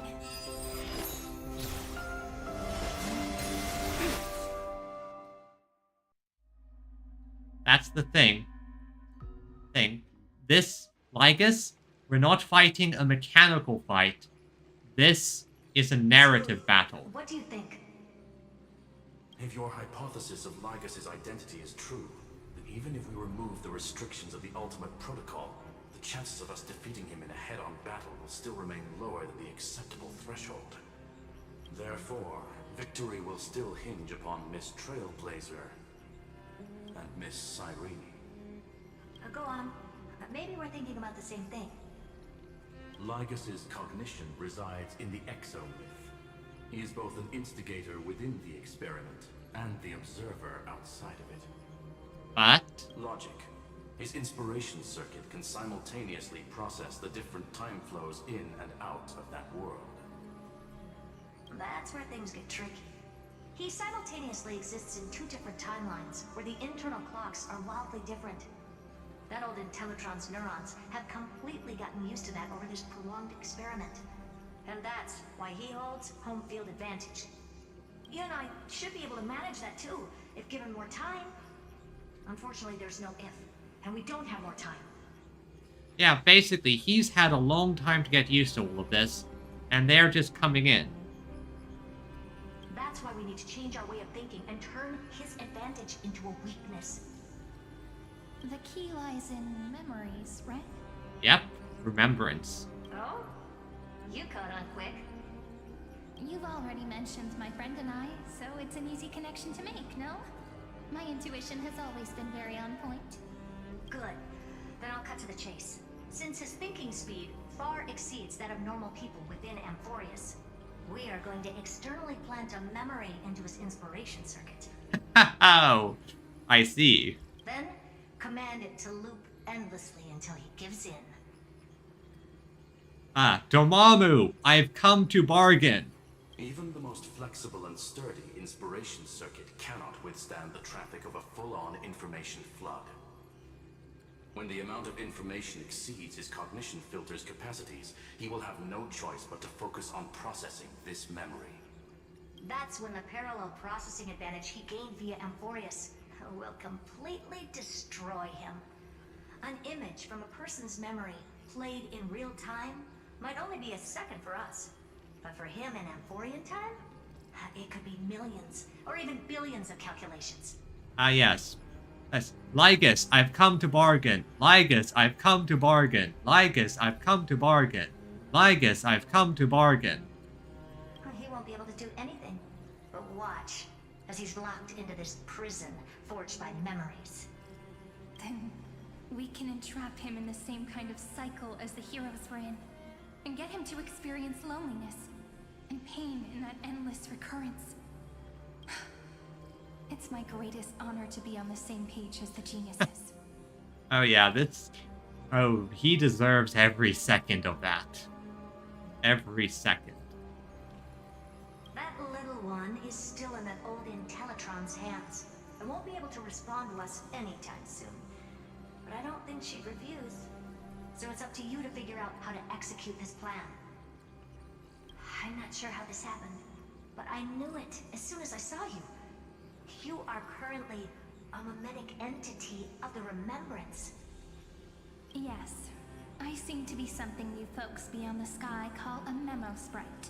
But that's fine by me. It suits me perfectly. I can serve as the vessel of memories and do my part for the final battle. Yeah. But before that, we have to tell you. Exactly. He basically could adjust how he was feeling the time flow whenever he wanted. If he wanted to just, sit in a room and wait out a few hundred years, he could just not pay attention to the Camporian time flow for a bit. If he needed to focus on something, he focused on it. He literally could just choose not to experience years. But the issue now is he's going to be in a bit of a memory loop. The path characteristic you exhibit is very special. There's no way you're just a simple memo sprite. However, I'm sure about one thing. You are a mimetic entity born in Amphorius. Yet you only awakened with the little one's arrival and only matured as she embarked on the path of remembrance. That means your existence is completely attached to her memories. If there ever comes a day when she forgets about you for even a few seconds, or loses her last connection with Amphorius, then you must be prepared for the worst. You will disappear in the memory zone, utterly gone, without even a single line of data to remember you by. Wow, that's heavy. But that's already happened, hasn't it? No wonder I've always had a weird hunch. But that also means I was right in thinking. As long as my friend and I are together, we can do anything. Cute girls can do anything.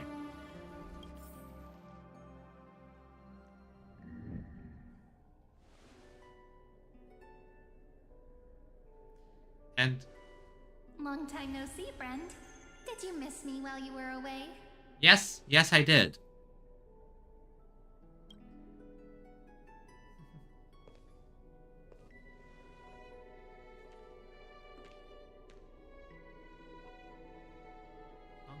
Of course I missed you. It's good to see you're doing well.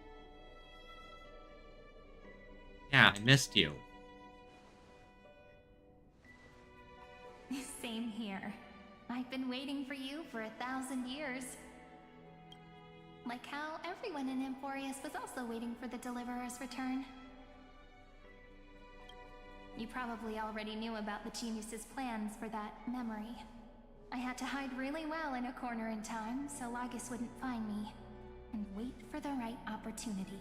Now let's plant a errant thought. I was thinking the annoying frog. Which is now.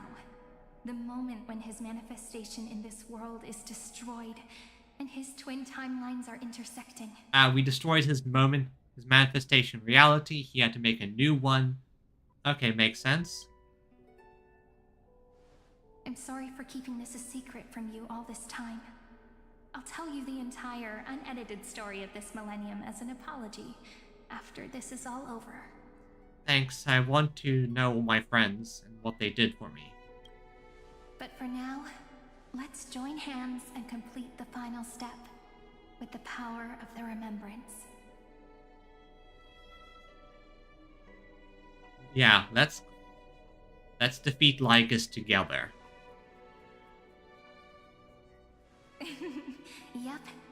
By the way, speaking of joining hands...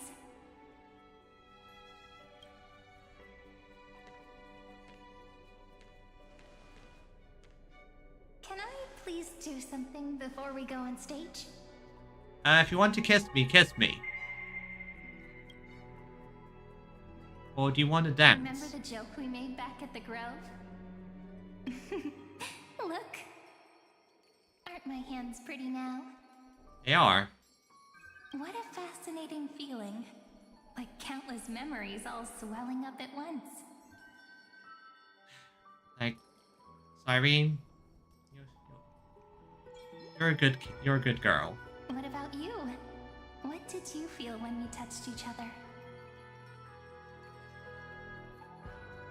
It feels... You can't see it, but I'm putting my fingers on the screen. It feels very tangible, very real. Yep. Even if it's fiction, even if it's a story, it's real to someone. At this moment, I would say it's real to me. Really? That makes me really happy. If memories can move people, then it must have been a happy memory, right? Yeah, it's a happy memory. I'm remembering a pink elf. One who had a bit of fun with an Oni. One who we said goodbye to in another world. You remind me of her. You're not her, but you still have her smile. Now, please remember what you're feeling right now. Write it down in your heart and keep it there. Alright. Memories you want to treasure will never fade away. Even if immersed in the long river of time, these memories will still leave traces of their existence. Exactly. Memories might fade, might seem to disappear, but they're never fully forgotten. Hold them close, and even in the last moments they might arise. Like a rosebud in winter. So, if the view in your memory ever grows fuzzy, just reach out and touch it. Of course. Of course. It's like reading bedtime stories together at night. It wipes away the chill of passing time, sharpens the outline of memory, and restores its power to nourish the spirit. Now, I'll carry this power with me, and for a little while, I must part from you, as I step into the long cycles of this world. Give me your blessings, friend. Then, let that bright future be, as we have written. As we have written, Cyrene. Then, I'll leave it to you.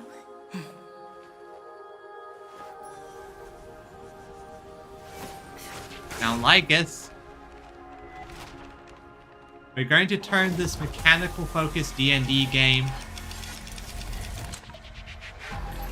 into a narrative one.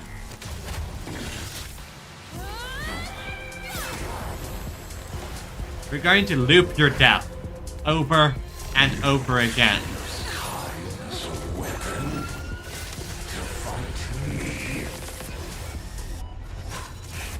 No, we're using memory.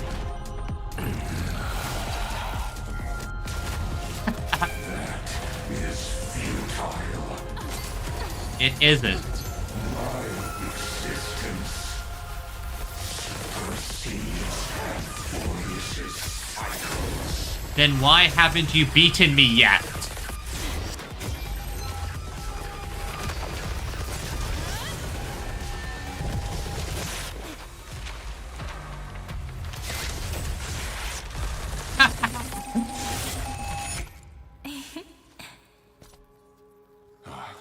All plays are like this.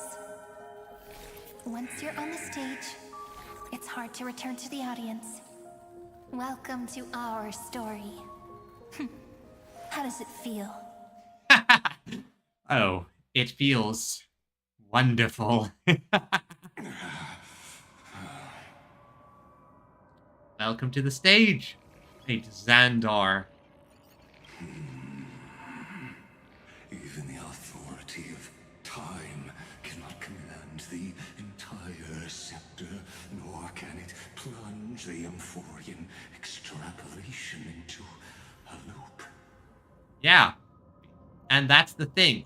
You're so obsessed with the stuff inside. You are just as chained.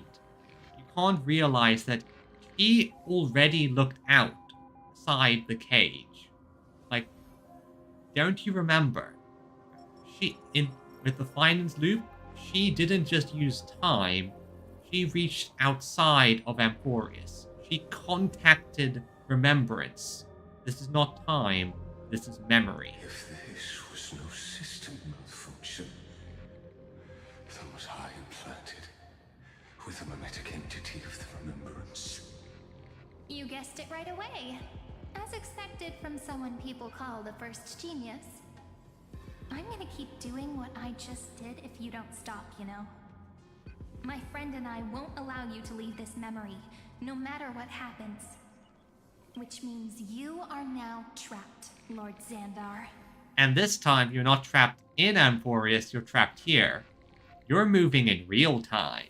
An elegant idea, and an exquisite execution. Regrettably, it is you who are restrained by time, not me. Know that patience is my greatest weapon. Waiting and victory are the same for me. You will crumble before I do in this moment stretched out to an eternity, just like Kazlana will.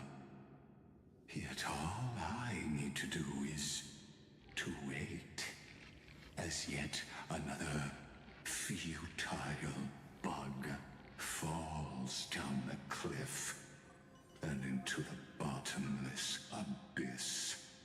And once again, you misunderstand. And Finan, Kaslana's will never crumbled. Like, you assume he gave up. You don't understand, Xandar. You've lost. Now I'm a pink bug? My looks are seriously changing all the time. Yeah, exactly. Kaslana still hasn't broken. He's a kind of a terrible scientist. He makes assumptions. He assumes that he's correct. But you're not wrong. We're definitely not gonna solve the problem if we just put you in another prison. So that's why we never wanted to do that in the first place. Hello! Yeah. Your time scale's different now. I shall answer your confusion purely out of my respect for those who came before me. Have you heard of the synesthesia dreamscape in the Asdana system? Interestingly, that place once had a prison too. Life forms living in that environment, abundant with memoria, have a chance to connect their perceptions with each other's. Even across great spatial divides, they're able to detect shifts in one another's states. I call this phenomenon memory zone entanglement. Yes, and also, because he's been in this simulation, he has looked inside at the simulation for so long, I think he doesn't have full context for things outside of it anymore. In Asdana, people made use of that phenomenon to build a nation within a dream. After adding in the catalysts of harmony and remembrance, that is. Is that how you walked into my prison cell? Using those same principles? I would much rather call this location our negotiation table, Lord Xandar. Nonetheless, your hypothesis is correct. We happen to have an ally skilled in tuning, while the Trailblazer and Miss Cyrene both have an astonishing amount of resolve, which I'm sure you can testify to. I am also sure that with the support of such a resolute memo sprite, our conversation can last for a long, long time. Yep. I'm the best at listening to stories, you know? I'll leave the exciting clash of the erudition to you two geniuses. A brainstorm? I like it. And it's 2 against 1? Well, I like it even more. Exactly. The best kind of conflicts are ones that are unfair on your side. Let's talk, Xandar. much do you reckon we can dig out of your brain before the next second? And how many ways can we find to deal with you? Besides, in your current predicament, there's no way you can take our trump card away. Ah, because he's stuck with the negotiations. Go, little one. Go. Overturn the Era Nova. Because he's stuck in the negotiations while we can do what we want. Like Rugus disappeared? Yeah, he kind of got kicked up to his observation seat. It seems you had conducted a secret hunt in the depths that even I cannot reach. In that case, go. Swim onward and give this campaign a fitting end. I shall send you off with my song, Greyfry.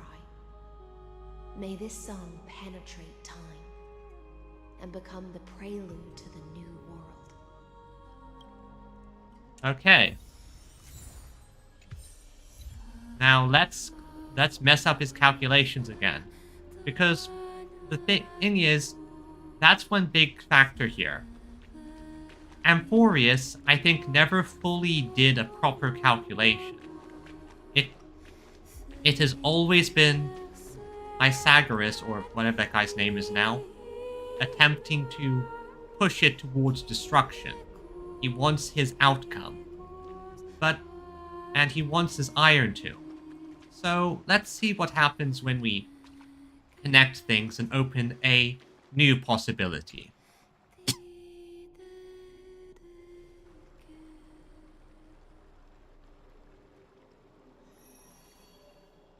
Let's see what the next world does.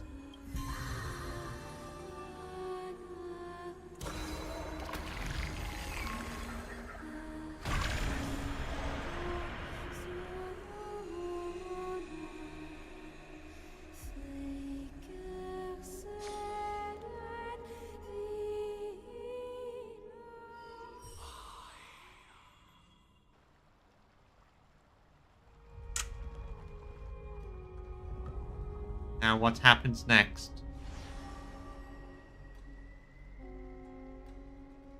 Goodbye, Hyacin. I'll give the next you many head pats.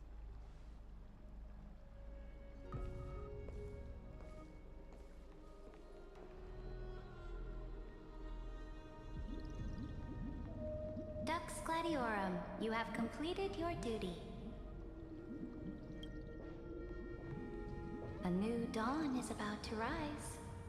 Why not swim towards it? Oh. Oh, are you coming with me?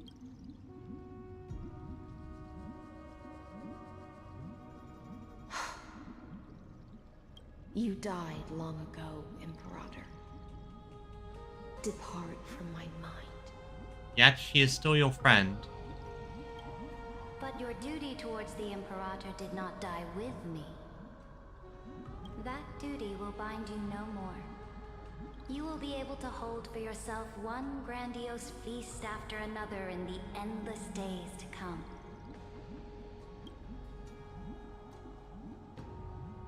So go. Go and swim towards that ocean beyond the sky with the Deliverer.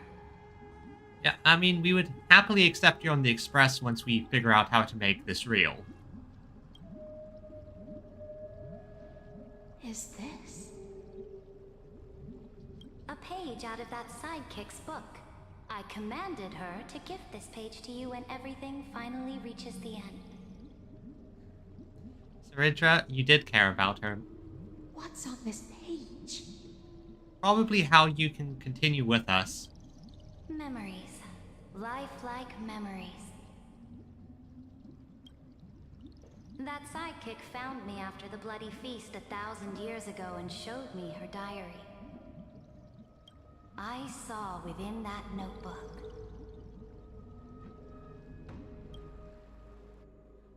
Oh, more backstory stuff. Before the campaign against Bagusa. Is this... that Deliverer's experience? It's truly immersive. Oh, so she showed us what we did. People beyond the sky apparently utilize this power to seal past scenery into crystals they call light cones. Oh. but I only know so much about the remembrance, so I can't completely replicate the past. But I'll do my best to talk about the missing parts. I'm all ears. Go on then. Do your best. But if your chatter gets too boring, or if I deem it offensive, then law will become forever beyond your reach. Got it.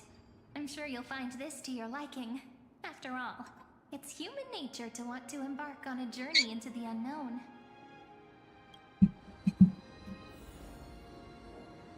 Oh.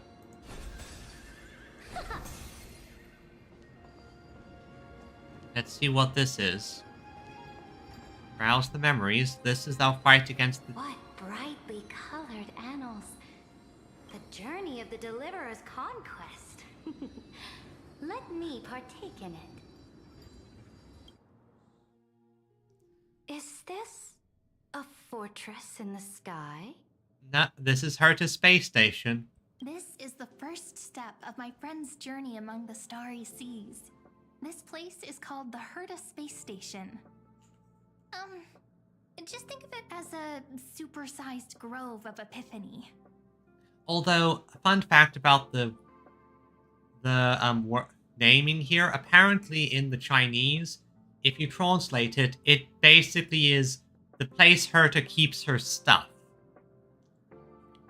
Oh, so it's the territory of that witch. She and another Antikytherian lent me a helping hand back at the banquet. Yeah, it basically is the equivalent of a warehouse where she keeps the things she's interested in. Look, over there. Looks like she's talking to Madame Herta in this memory. Let's go listen to what she thinks about this world, all constructed by eons and paths. Are you telling me that woman is Herta? She seems shorter than I remember. Yeah, true, and no, that's just a doll she uses to interact with people because she's too busy with other things. Pretty nice space station, huh? But just wait. After a couple more stops on the Astral Express, you'll see sights that'll make this place look ordinary. Oh, the cosmos is so vast that the unknowns far outnumber the knowns. But none of them will end up being anything amazing. The farther you go, the more you'll understand what I mean. So do your best with the nameless. Break a leg! And remember to send an update or two to Asta when you've got some downtime. Don't worry, I will. Plus, I'll pop over here to see your simulated universe. She certainly shares my way of thinking. Only that instead of a conquest through blood and fire, they chose a gentler path. People call Madame Herta and Mr. Screwlum geniuses. Apparently, only the smartest people in the cosmos can receive the blessings of Nous, Amphorius' true creator. Do you mean that even individuals of such nobility are merely subordinates to a god? Well, I wouldn't say subordinates. None of the geniuses actually do what Nous tells them to. On the contrary, after all, it was the very first of them who created the god. But I don't really know all the details about that. Well, yeah, Herta is her... Mini Herta's thing is that she has a follow-up attack, which is basically very good for AoE and farming. You might be able to ask Madame Herta herself when you get the chance. Let's go check out some other worlds next, shall we? Next is Bellabolg. Oh, the cosmos is so vast that the unknowns... Okay, next one. This next stop on the journey... Yeah, Nous tells them nothing. It's just, oh, you're a smart person. Go do your thing. I think the only one who probably gets any orders is the one whose entire thing is basically being the assassin of erudition. And even her, I think her main thing is just that her specialty is predicting the future, so she predicts things she needs to destroy. Has a lot of similarities to Amphorius. snow-covered land? Interesting. This star is named Eurillo 6. That name sounds so cold. Belobog sounds better. The girl we see here holds a similar station to you, Imperator. She's the supreme guardian of this world. A leader who took up the mantle of government during a disaster. I did not expect the Empress of this world to be so young. Well, your appearance isn't much older. Yeah, you kind of look very young. They are. Yeah, people tend... The object in the distance resembles Nikador. Is it a weapon? It actually is a No, construction it's called- device. Right. The Geological Reconstruction Unit. Just Giorios' Titankin? Disappointing. You haven't had one of those things punch you. It's all thanks to you that we survived the crisis. The collaboration with the IPC is both an opportunity and a challenge. Nonetheless, it's an important step in our journey back into the universe. This world was sealed beneath its sky just like Amphorius was, and they only managed to reconnect with the stars when the Nameless arrived. Yeah, impressed and very blasé about things. Yeah, she is from a Greek epic, so some things might seem a bit blasé. It does change things, but on the other hand, the scale of things would probably make it hard to comprehend. That IPC she spoke of, is it a more powerful organization?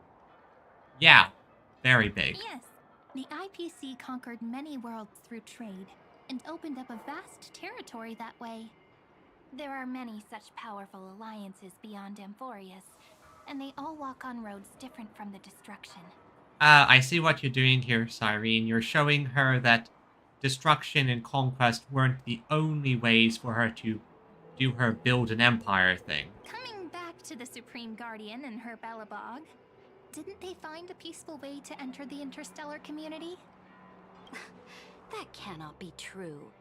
That IPC would never have grown so big on trade alone. It may pretend to be a wealthy merchant with clean hands, but I am willing to bet that it grew fat on gory oppression and bloodshed. Cannot deny that. I've seen what the IPC does. Its path of conquest must have had no mercy for the weak and would have destroyed them if needed. Are you telling me that this snowland never thought about tossing its dignity to the wind and kneeling to the IPC? I will not believe it. Oh yeah, they thought about it. I will never allow the Imperator's empire to be sullied by others. Amphorius must become a power so strong that no interstellar foreigner would dare to look down upon us. Like, her words sound harsh, but she is basically saying that Amphorius needs to be strong enough so that we can't just be trampled over. Yeah, their whole thing is build huge walls. Yeah, if I remember correctly, the Amber Lord's thing is basically to build a massive wall around the cosmos.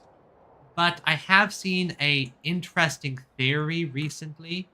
That is the theory that the IPC might actually be pretending to be preservation, but at least a portion of it, or maybe the entire thing, is actually might be what was it? Swarm. Sorry, what's the proper name for it? The swarm. What? Darn it! Can't remember the name of it. What's the swarm called? Propagation. That's it. It might actually be propagation, although this is mostly based around aesthetic stuff, like the fact that we see honeycomb imagery all over the IPC. Imperator, Belobog isn't as weak as you imagine. Listen. I indeed hesitated. But now I understand what we must do. Belobog must learn how to walk on her own, until she no longer needs the support of others, and can stand on her 2 feet among the stars. Even if I may not live to see it, I believe such a day will surely come. They still have their dignity intact.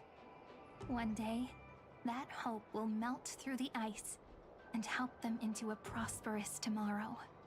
But the order of the cosmos is already set in stone.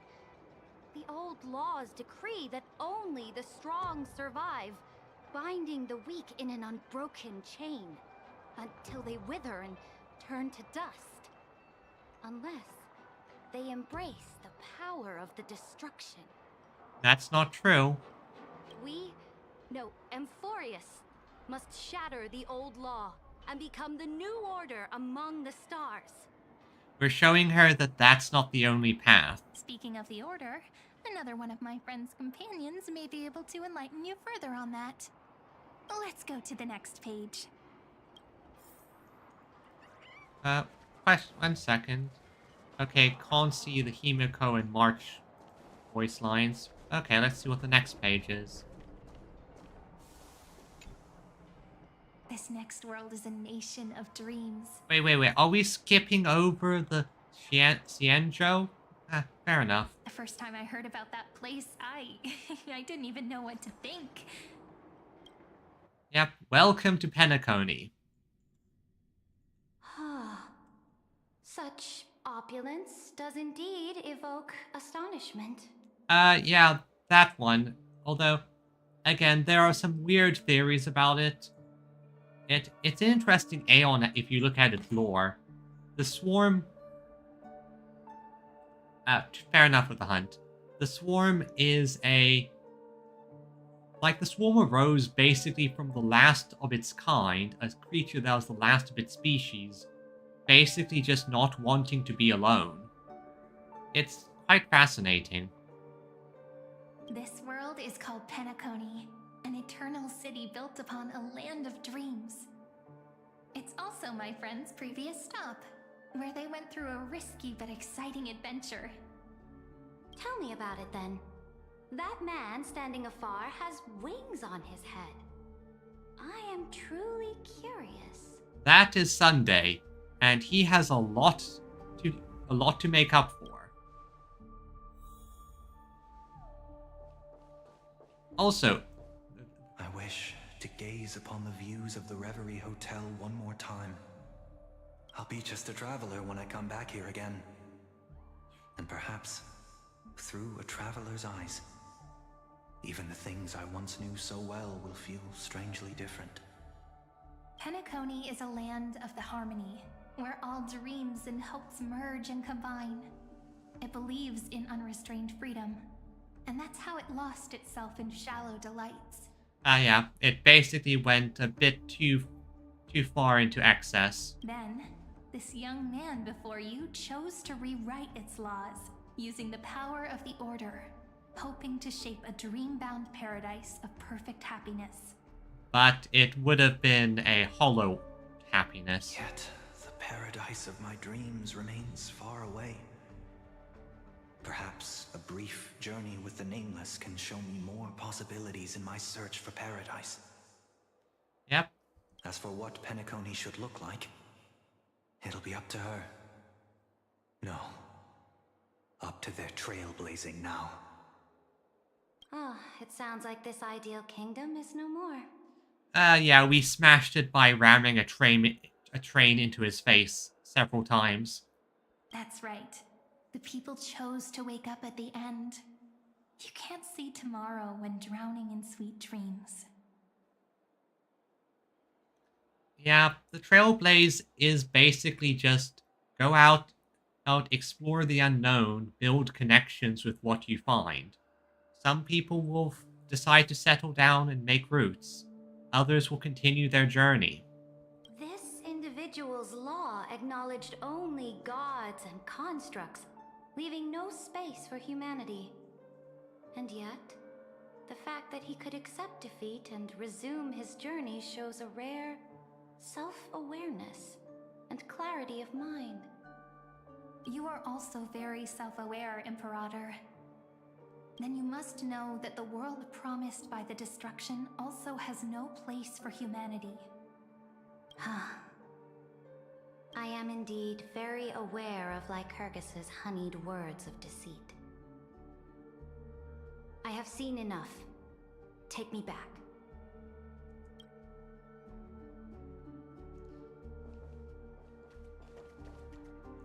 Also, A direct offensive? Or crush them from the flanks? yeah, just I foresee many chess jokes when she gets released. Then let's wrap up this trip down memory lane with one last scene. Oh? Astral Express? This absolute wonder. That's Amphorius. Isn't it pretty? That's our Amphorius. Our world flows and meanders in this endless band of light. Though we were born from the designs of the gods and are not yet truly alive, the Chrysos heirs of Amphorius still chose to stand against fate and carved a legend no different from that of humankind. Well, they've done that before. It's a common thing. Every version they've already got the character ready. Basically they build hype. They have the character ready. They have everything set up. They just need you to. They just haven't released her yet. It's just how these things sort of work.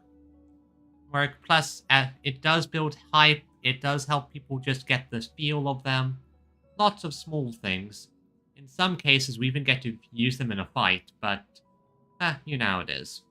Will you really renounce the heroes in this world's previous 30 million cycles, Imperator? Including even yourself? Will you bow to brutal destiny and allow that puppet master named the destruction to have their wish? I know what you want to do, sidekick. You want to use that deliverer's memories to influence me and tilt the scales of law toward her and the two geniuses. Well, at least she understands that. Like, we're not hiding it. You really saw right through me, Imperator. How can one rule an empire if one is incapable of understanding people's minds? I have decided on Law's final destination.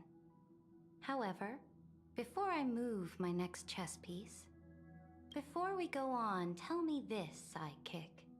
Throughout her trailblaze, was there ever a memory of the ocean? I know exactly where we're going next. Scale Gorge Waterscape. The ocean. My cradle. My home. Yep. The ocean. You shall complete your conquest in the ocean at the boundaries of this world, and eternally slumber in the sound of tides. You shall eternally slumber in the sound of tides, and complete your conquest in the ocean at the boundaries of this world. Our prophecies aligned as flawlessly as a sea snake circling upon itself. An elegant loop, like a joyful hymn. Like the circulating ocean current. Like our two fates. Like Amphorius itself. What?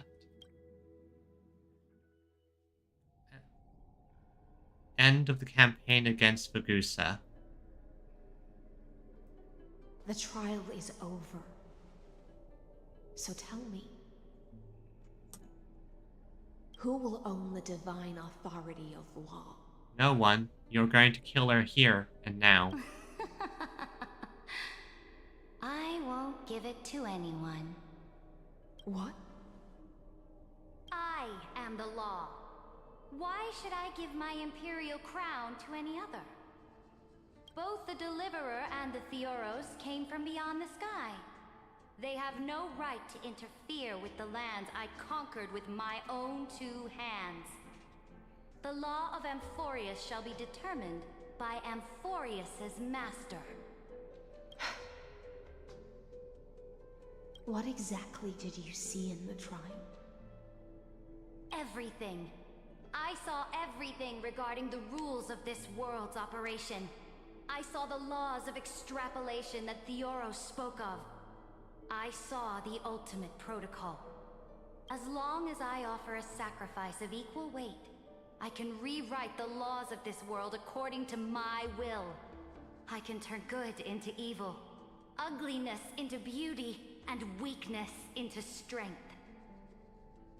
You're going to sacrifice yourself, right? That is what you're going to do. Fate gave me a very fair deal.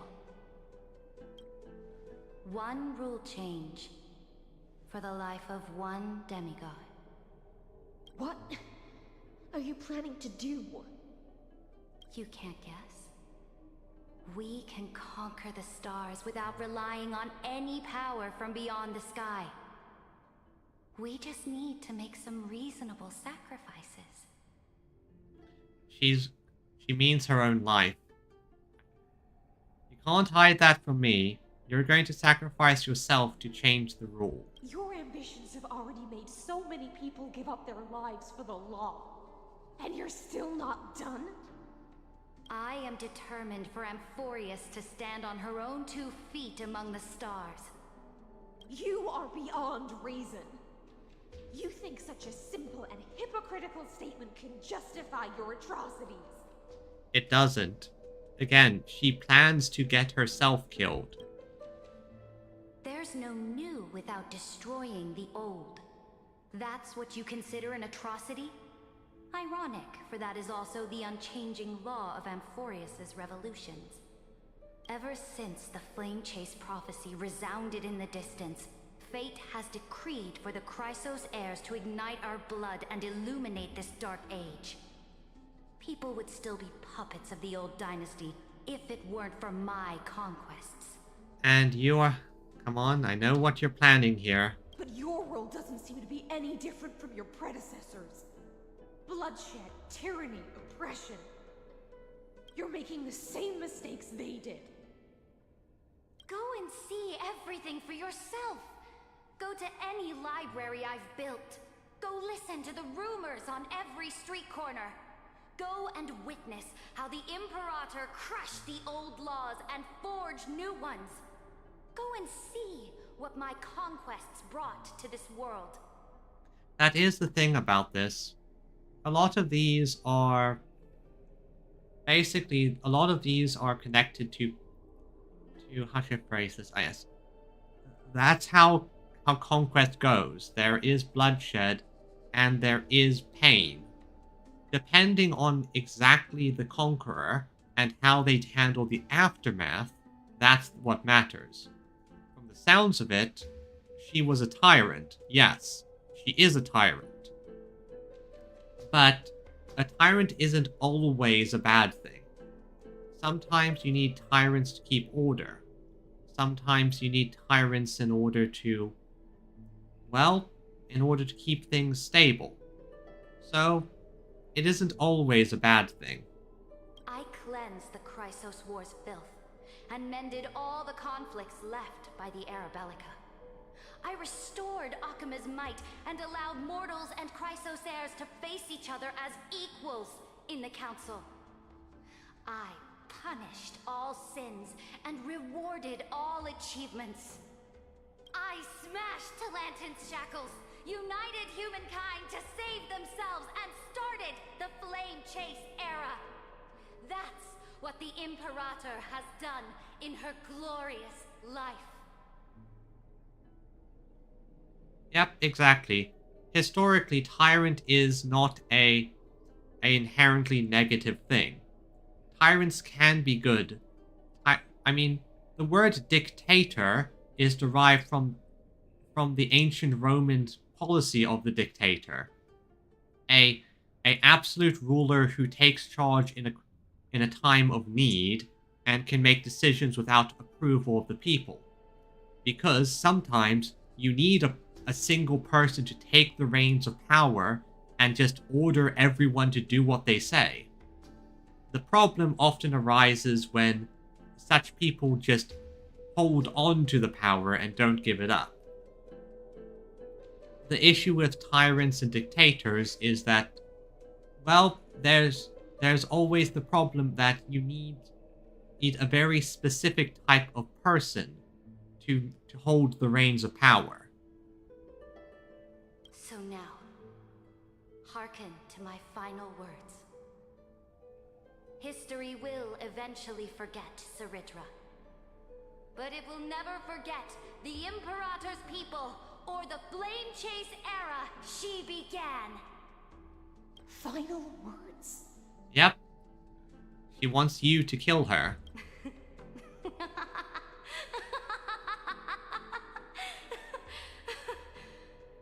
Amphorius is about to be destroyed. There's no time left for pointless debates. Yep, it is, that's how it works. It's a similar thing with wealth and generally just money and power. The original person, often the first person to get it, is usually pretty well suited for it. They're hopefully someone who has talent, who has skill, who knows how to steer the ship. If they are the people who worked hard for it and will try their best to do well by it. But then you get the next people who get it. People who get wealth just because they're the sons or the children of a previously successful person. People who get power because, again, they're just related or they have some kind of connection. And those people, maybe they can maintain it, maybe they don't. But there's a reason why there's the 3-generational wealth cycle, where most families lose all their wealth and power by the 3rd generation because, well, the 3rd generation is used to it, and that, as such, they tend to fuck up. Yes, no time for pointless debate. There is only one law I want to overturn to aid the final battle of deliverance. So I will only offer the life of one demigod. Your own. In the name of the Imperator, I command you one last time, Electra. And here's the prime example. Lygus did not get this. He did not understand this. He thought Saridra would be the type of person that would just go, oh, I have power now. I will conquer. And he thought Hycelins killed her because of that. That's not how it works. Yeah, no matter how many safeguards one has, never to give in to one ill-suited to use it. Yeah, exactly. It's eventually power will end up in the hands of a person not suited for it. It's why things like elections and term limits are often considered, because in those cases it's the idea that at least the person who has power and is ill-suited for it only has it for a short time, rather than, say, their entire lifetime, like some poor kings are. However, people have complaints about elections as well. The classic philosophical debate of people with the elective system, all that does is breed a situation where the people who get power and win elections, it selects for the skills of, are they good at winning elections? Now, that's a bit more complicated than we think, but yeah.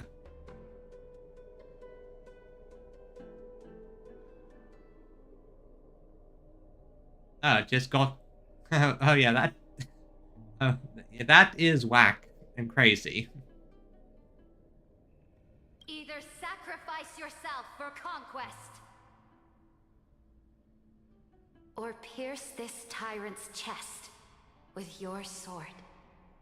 And that's Saridra for you. Thus, the Imperator concluded her final speech. At the end of her life, at the last moment before she stepped onto the altar, she gave her most loyal subject the choice to decide fate, just as she promised her compatriots before her very first campaign. My blood flows in you now. Heroic compatriots, follow me, and we'll seize fate's reins! The Imperator fell. Some say that the Dux Gladiorum turned traitor and killed her liege. Some say that she imprisoned the tyrant in a shallow pond of water, then left. Which meant the Imperator had to kill herself to rewrite the law. Yeah, Great Count chose by lot were of 9. 9 chose 40 and 40 were reduced by lot 12.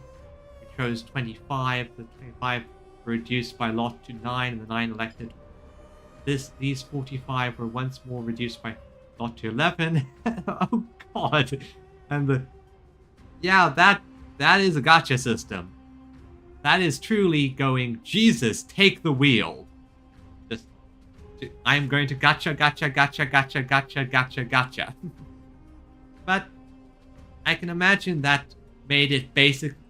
Actually, thinking about it, the benefits of that system is probably the fact that it made it almost impossible for someone to guarantee that they'll get in, meaning that it was hard to make solid alliances, meaning that people who got in probably had a decent chance of being competent on the fly.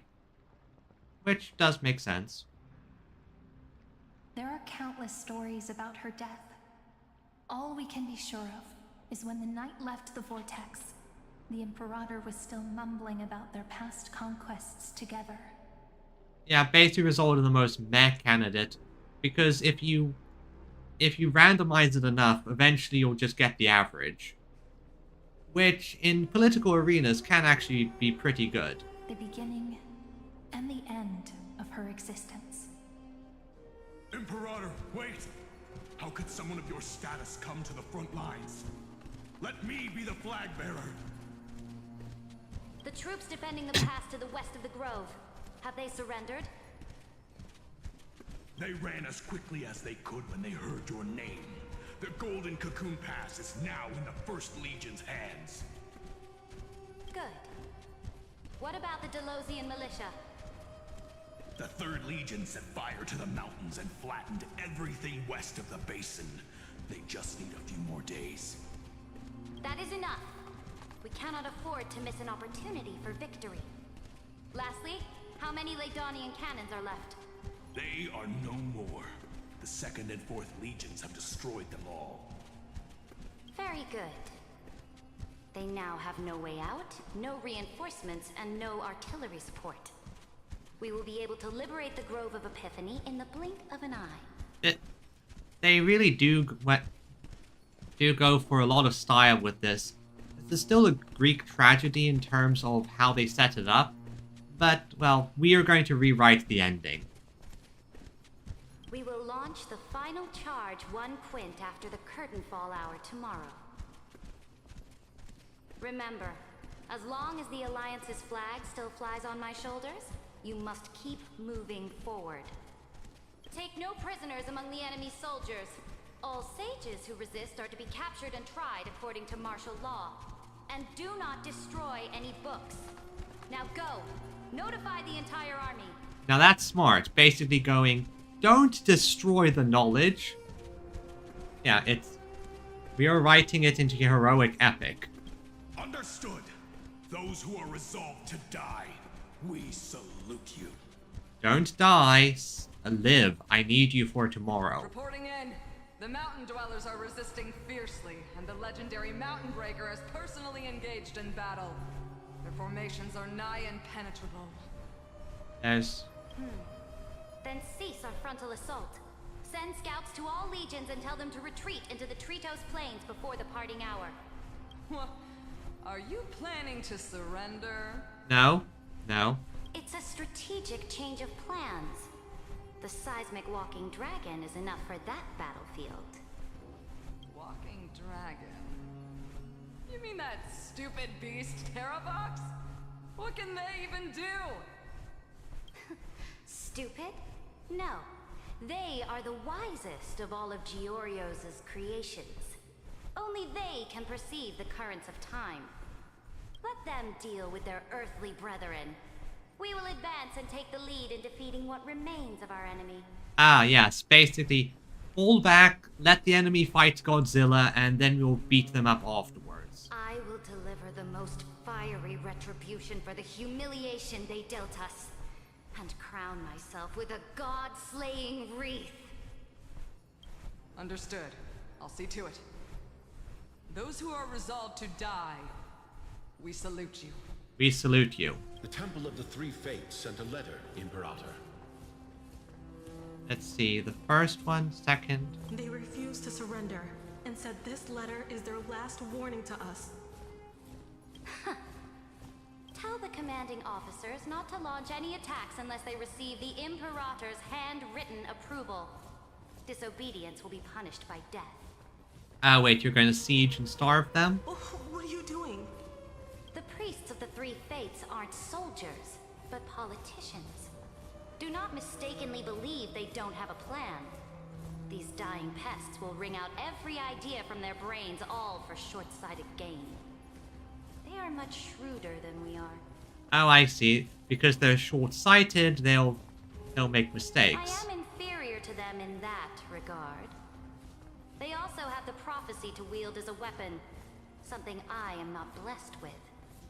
Launching an unplanned attack will only disadvantage us, as all of Amphorius will judge our actions. Oh, I see. Basically, not attacking because they'll use politics to hurt us. Which means I will be heading to the battlefield myself, just as I have always done.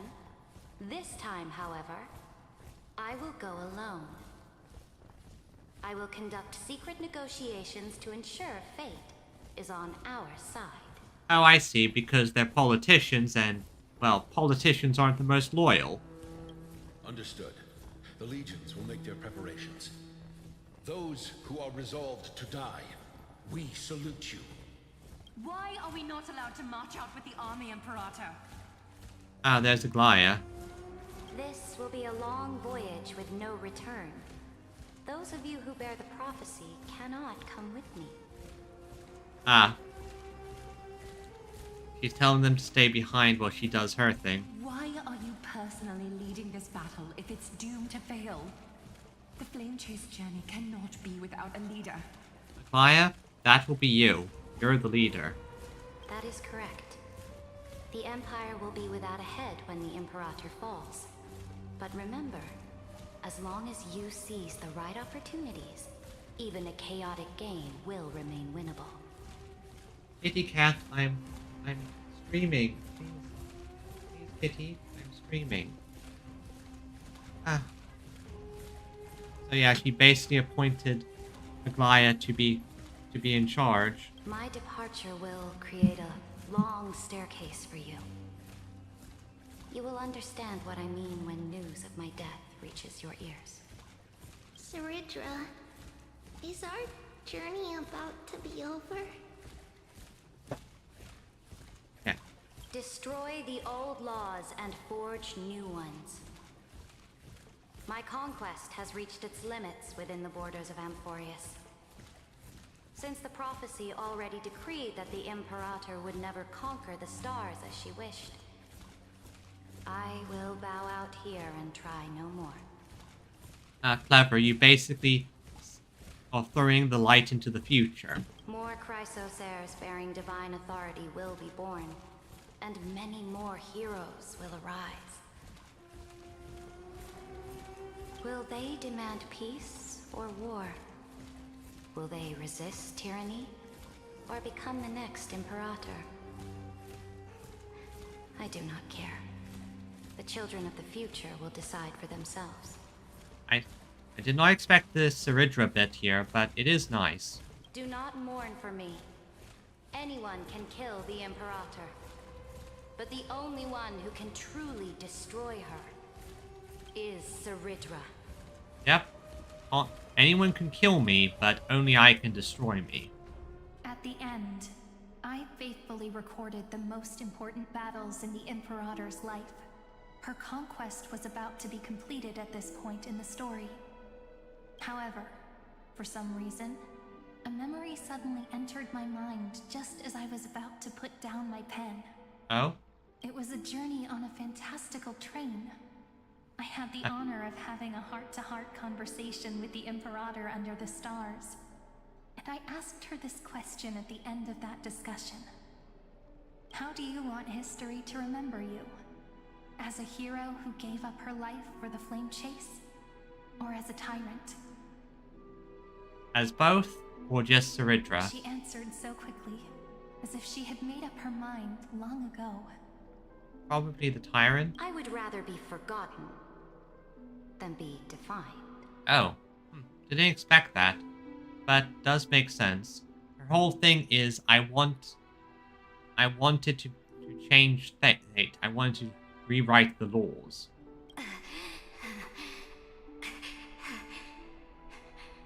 Because the law can be neither eternal nor unchallenged.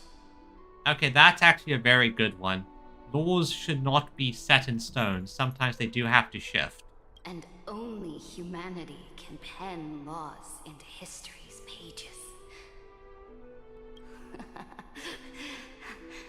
Now, I have shattered the greatest law of Amphorius. I'm curious what the law is.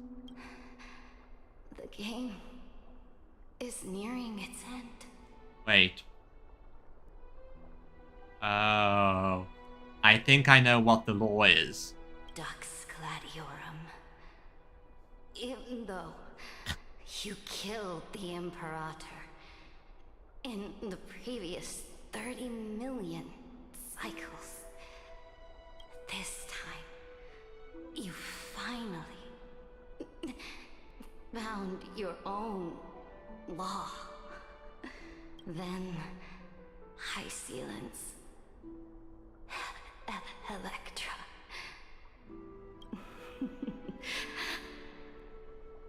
I will ask someone to deliver the prophecy's ocean at the boundaries of this world to you. Will you choose to swim into that ocean? I do not care.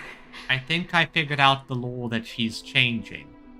There's one key law that is stopping everything and Lygus needs. The law is that things from outside cannot enter, and things that from inside cannot leave.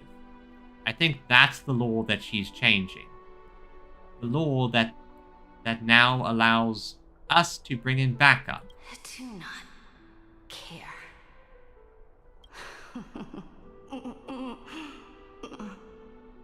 The Imperator muttered about her conquests, and news of her death spread in the city. Freedom! Liberty! The tyrant is dead! Go! Shout this news in the streets! I think she basically pulled a Lelouch. She essentially set herself up as the tyrant, as the one who everyone hates. She does it in brutality. She shifts things around. She fixes things.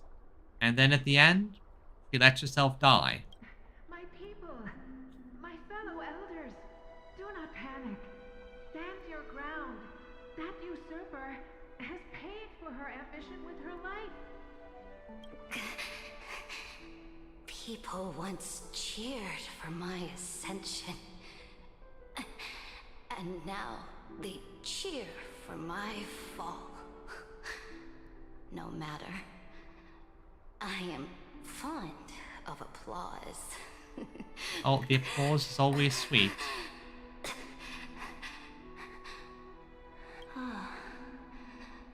I see the cosmos. The battlefield that I cannot reach. I will return In the next cycle, the stars will hear my legion's war drums. Hear the great name of the Imperator. I will say right now that they are really taking advantage of this whole time loop situation. Allows them to basically kill off characters multiple times in some cases, and still have them pop up later. Here, Amphorius. Doesn't mean that the deaths are any less tragic.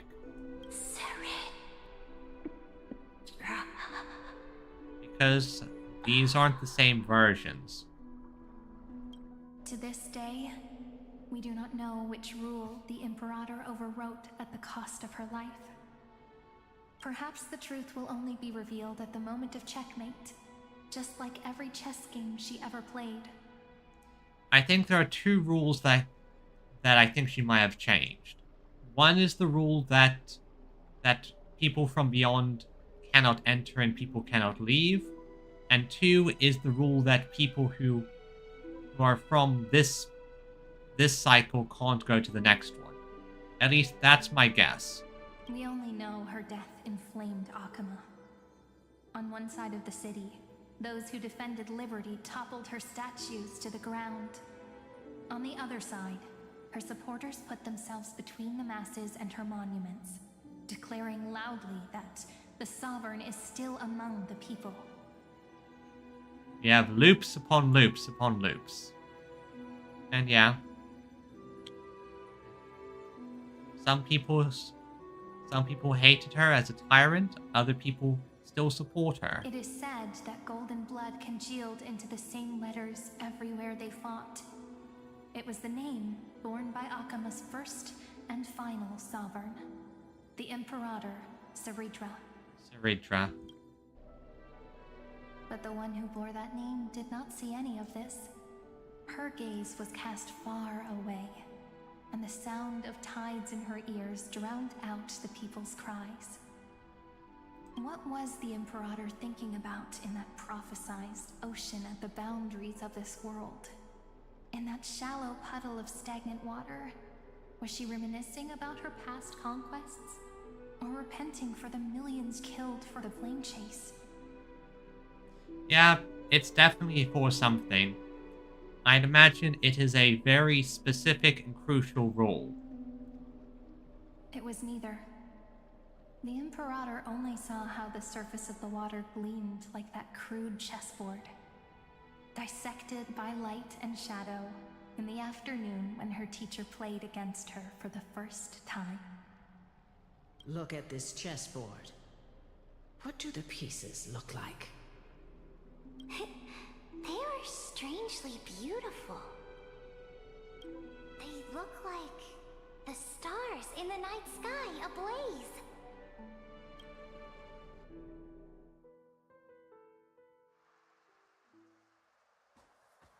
And here we are, Scale Gorge Waterscape. From that page emerged an ocean. Scale Gorge Waterscape. So vast. So pure. Yep. Not a single trace of corruption. Is this It's the ocean she promised. Saridra? Electra, my subject. Ever since you walked out of the tainted ocean and pledged yourself to me, I have seen the abyss in your eyes and the emptiness in your heart. That's one thing she wanted to do. Swim within the ocean that was pure once again. That was why I promised you a new ocean, where the Imperator's ambitions would serve as the currents, and loyalty would be its light. Electra, my subject. You have done your duty as my blade. The prophecy has now made its final decree on the road I intend to walk. My conquest is doomed to never reach the stars. But the Imperator never makes empty promises. So take this memory, this ocean, beyond the sky, as witnessed by the Deliverer. This is the final gift that the Imperator can leave for her subject. You're too kind, Saridra.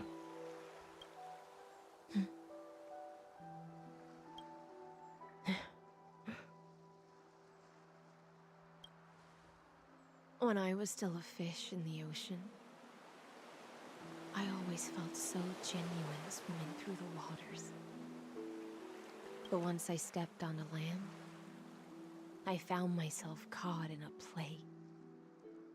Every land dweller wore a mask in their life. So I, too, donned a costume and tried to find my role in this show.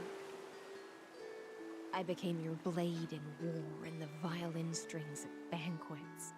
But? Do you still not get it? I do not long for the oceanic depths of my homeland. Nor do I crave the swelling seas beyond the sky.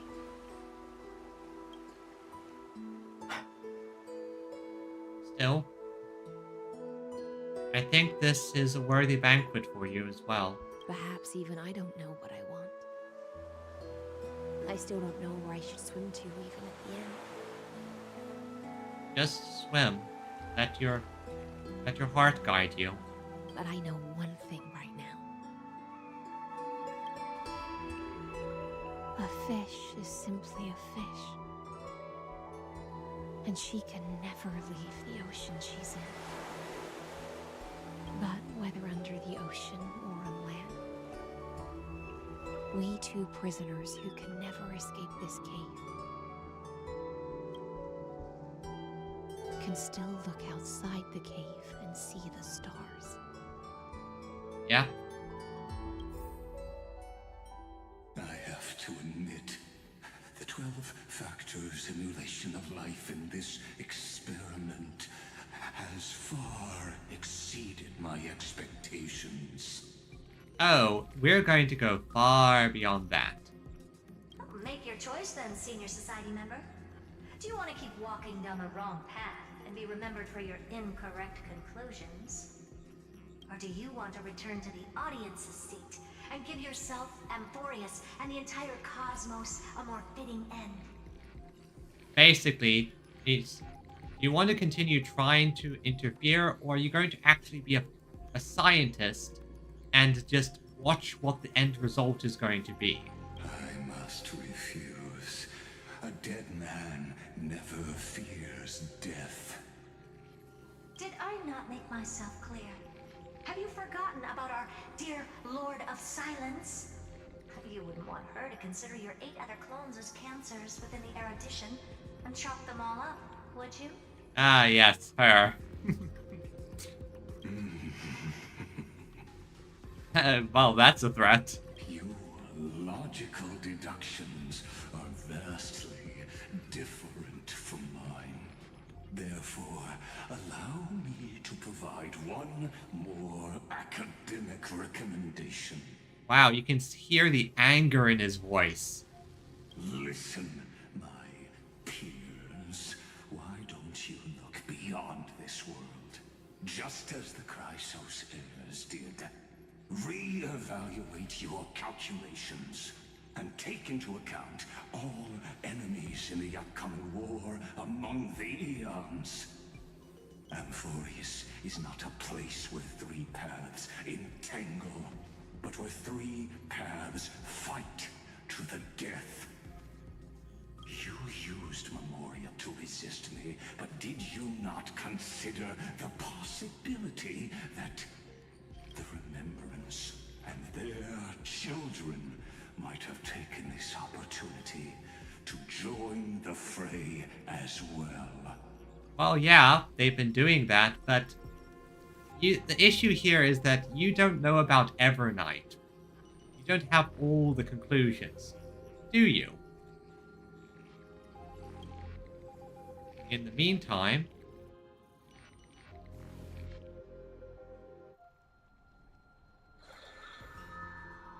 there she is, Evernight. Also, the fact that Black Swan brought us in the first place. Oh, so this isn't just silence. It's the answer. What was the last thing she said to you before you parted the waters at the Scale Gorge waterscape? A tricky question, but one with a simple answer. Yeah. But here's the big thing with Evernight being here. So, she isn't working for Remembrance. She's on our side. She didn't say anything back then, right?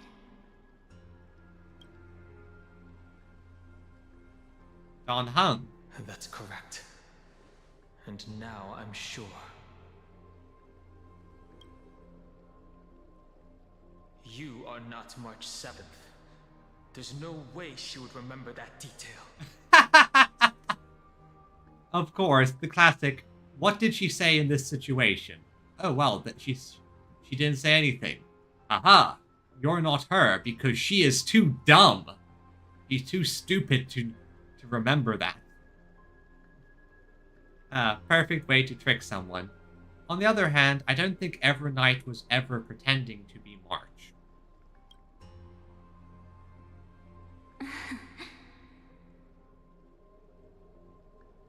I'll only warn you once. Leave her body now. How impulsive. That's not like you at all. Why don't you calm down and think about another possibility? I didn't take over March 7th's body. Yeah, you're basically March 7th's Voltois. Rather, it's March 7th who regained my memories. And that concludes our story here. We're in the interlude now. I have to get around to doing those in my free time. Well, that said, let's do a small thing quickly. I'm so parched. Yeah, wake up. You've turned blue. By the ocean? Never mind. Bring ambrosia. Pains around, or it's simply too intoxicated. But in case ambrosia complete over eternal reality, the nameless previously interacted with this and potential affected by this. Ambrosia, bring me ambrosia. Okay, yeah, I brought some. Here's some more libation because I.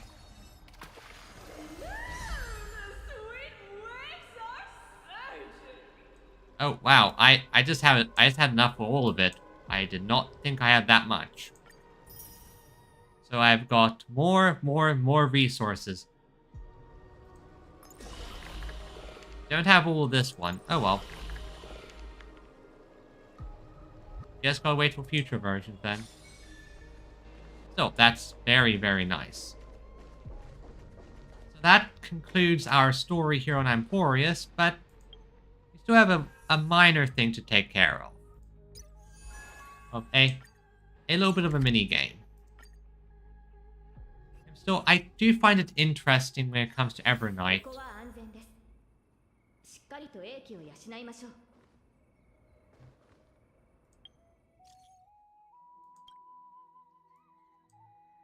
I kinda come back. Let's see. See. That you wonder where it disappeared to, huh? Well, the trick is, it's a little bit of magic. I work. Leave this message. We're taking off. Won't be back for a bit. Oh. Amelia's still here, Scatula. I left you a letter too. Go check out Sacrament Courtyard. Okay. Okay, so But yeah, I think that was a interesting situation. Although, am I supposed to continue running the restaurant?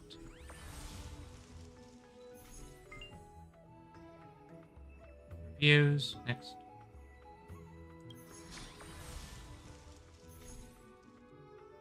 Okay, I guess I have to go see over there. How do I get there again?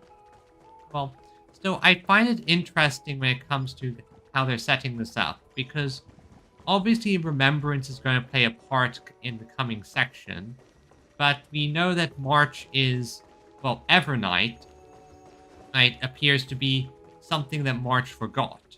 We also know from previous experiences that, which is in March's story quest, that the Garden of Remembrance specifically does not want March to remember her. They do not want her to remember her past. So, with that in mind, we can conclude... Okay, how the fuck do I get up there? Anyway, with that in mind, we can conclude that that Evernight is something the Remembrance is aware of. Evernight is something that the Remembrance specifically sealed away, okay, and doesn't want to be awakened. It's meaning that, and from our previous interactions, Evernight is on our side and not on the side of the Garden of Recollection. So that indicates that she is something different, something strange. At least as far as I can tell. That's a bit... Yeah, that would be something crazy. That would be something pretty crazy. So, this is mostly just the minigame storyline here. But I kind of wanted to come here because this is the only place we can sort of come and be with all our friends, even if it's just memories of them. Still, I think this is a good spot to end off this story. Until next time we arrive. Until the next time we enter Emporius and, well, continue this story to its conclusion. No idea what I'm going to play in the meantime. I think I might break open the Trails games which I downloaded and see and get started with that. Maybe I'll pop open Hollow Knight again. Who knows? I do know that when Silksong comes out, I am playing that. That is going to be my streaming material. But, oh wait, and then there's the new Limbus thing coming out soon, so that will be fun. Still, regardless, I think this has been a good point to conclude. The king saved everyone. So, I would say until next time, everyone. Thanks for coming. Yep, a leak we can change in less for Limbus, plus I have other things in mind. I have a few ideas. Thank you, Artoria. She really defeated Lygus. It was... Although I do think she was probably not the best option, mostly because Lygus specifically had mechanics against ult spam. That is cute. But regardless, thanks for coming, you two. It's always nice to see both of you on my streams.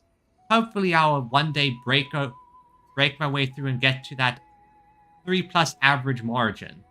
And until next time, though, thanks for coming and have a great day. Hey, I'll see you all next time. So until then, bye-bye!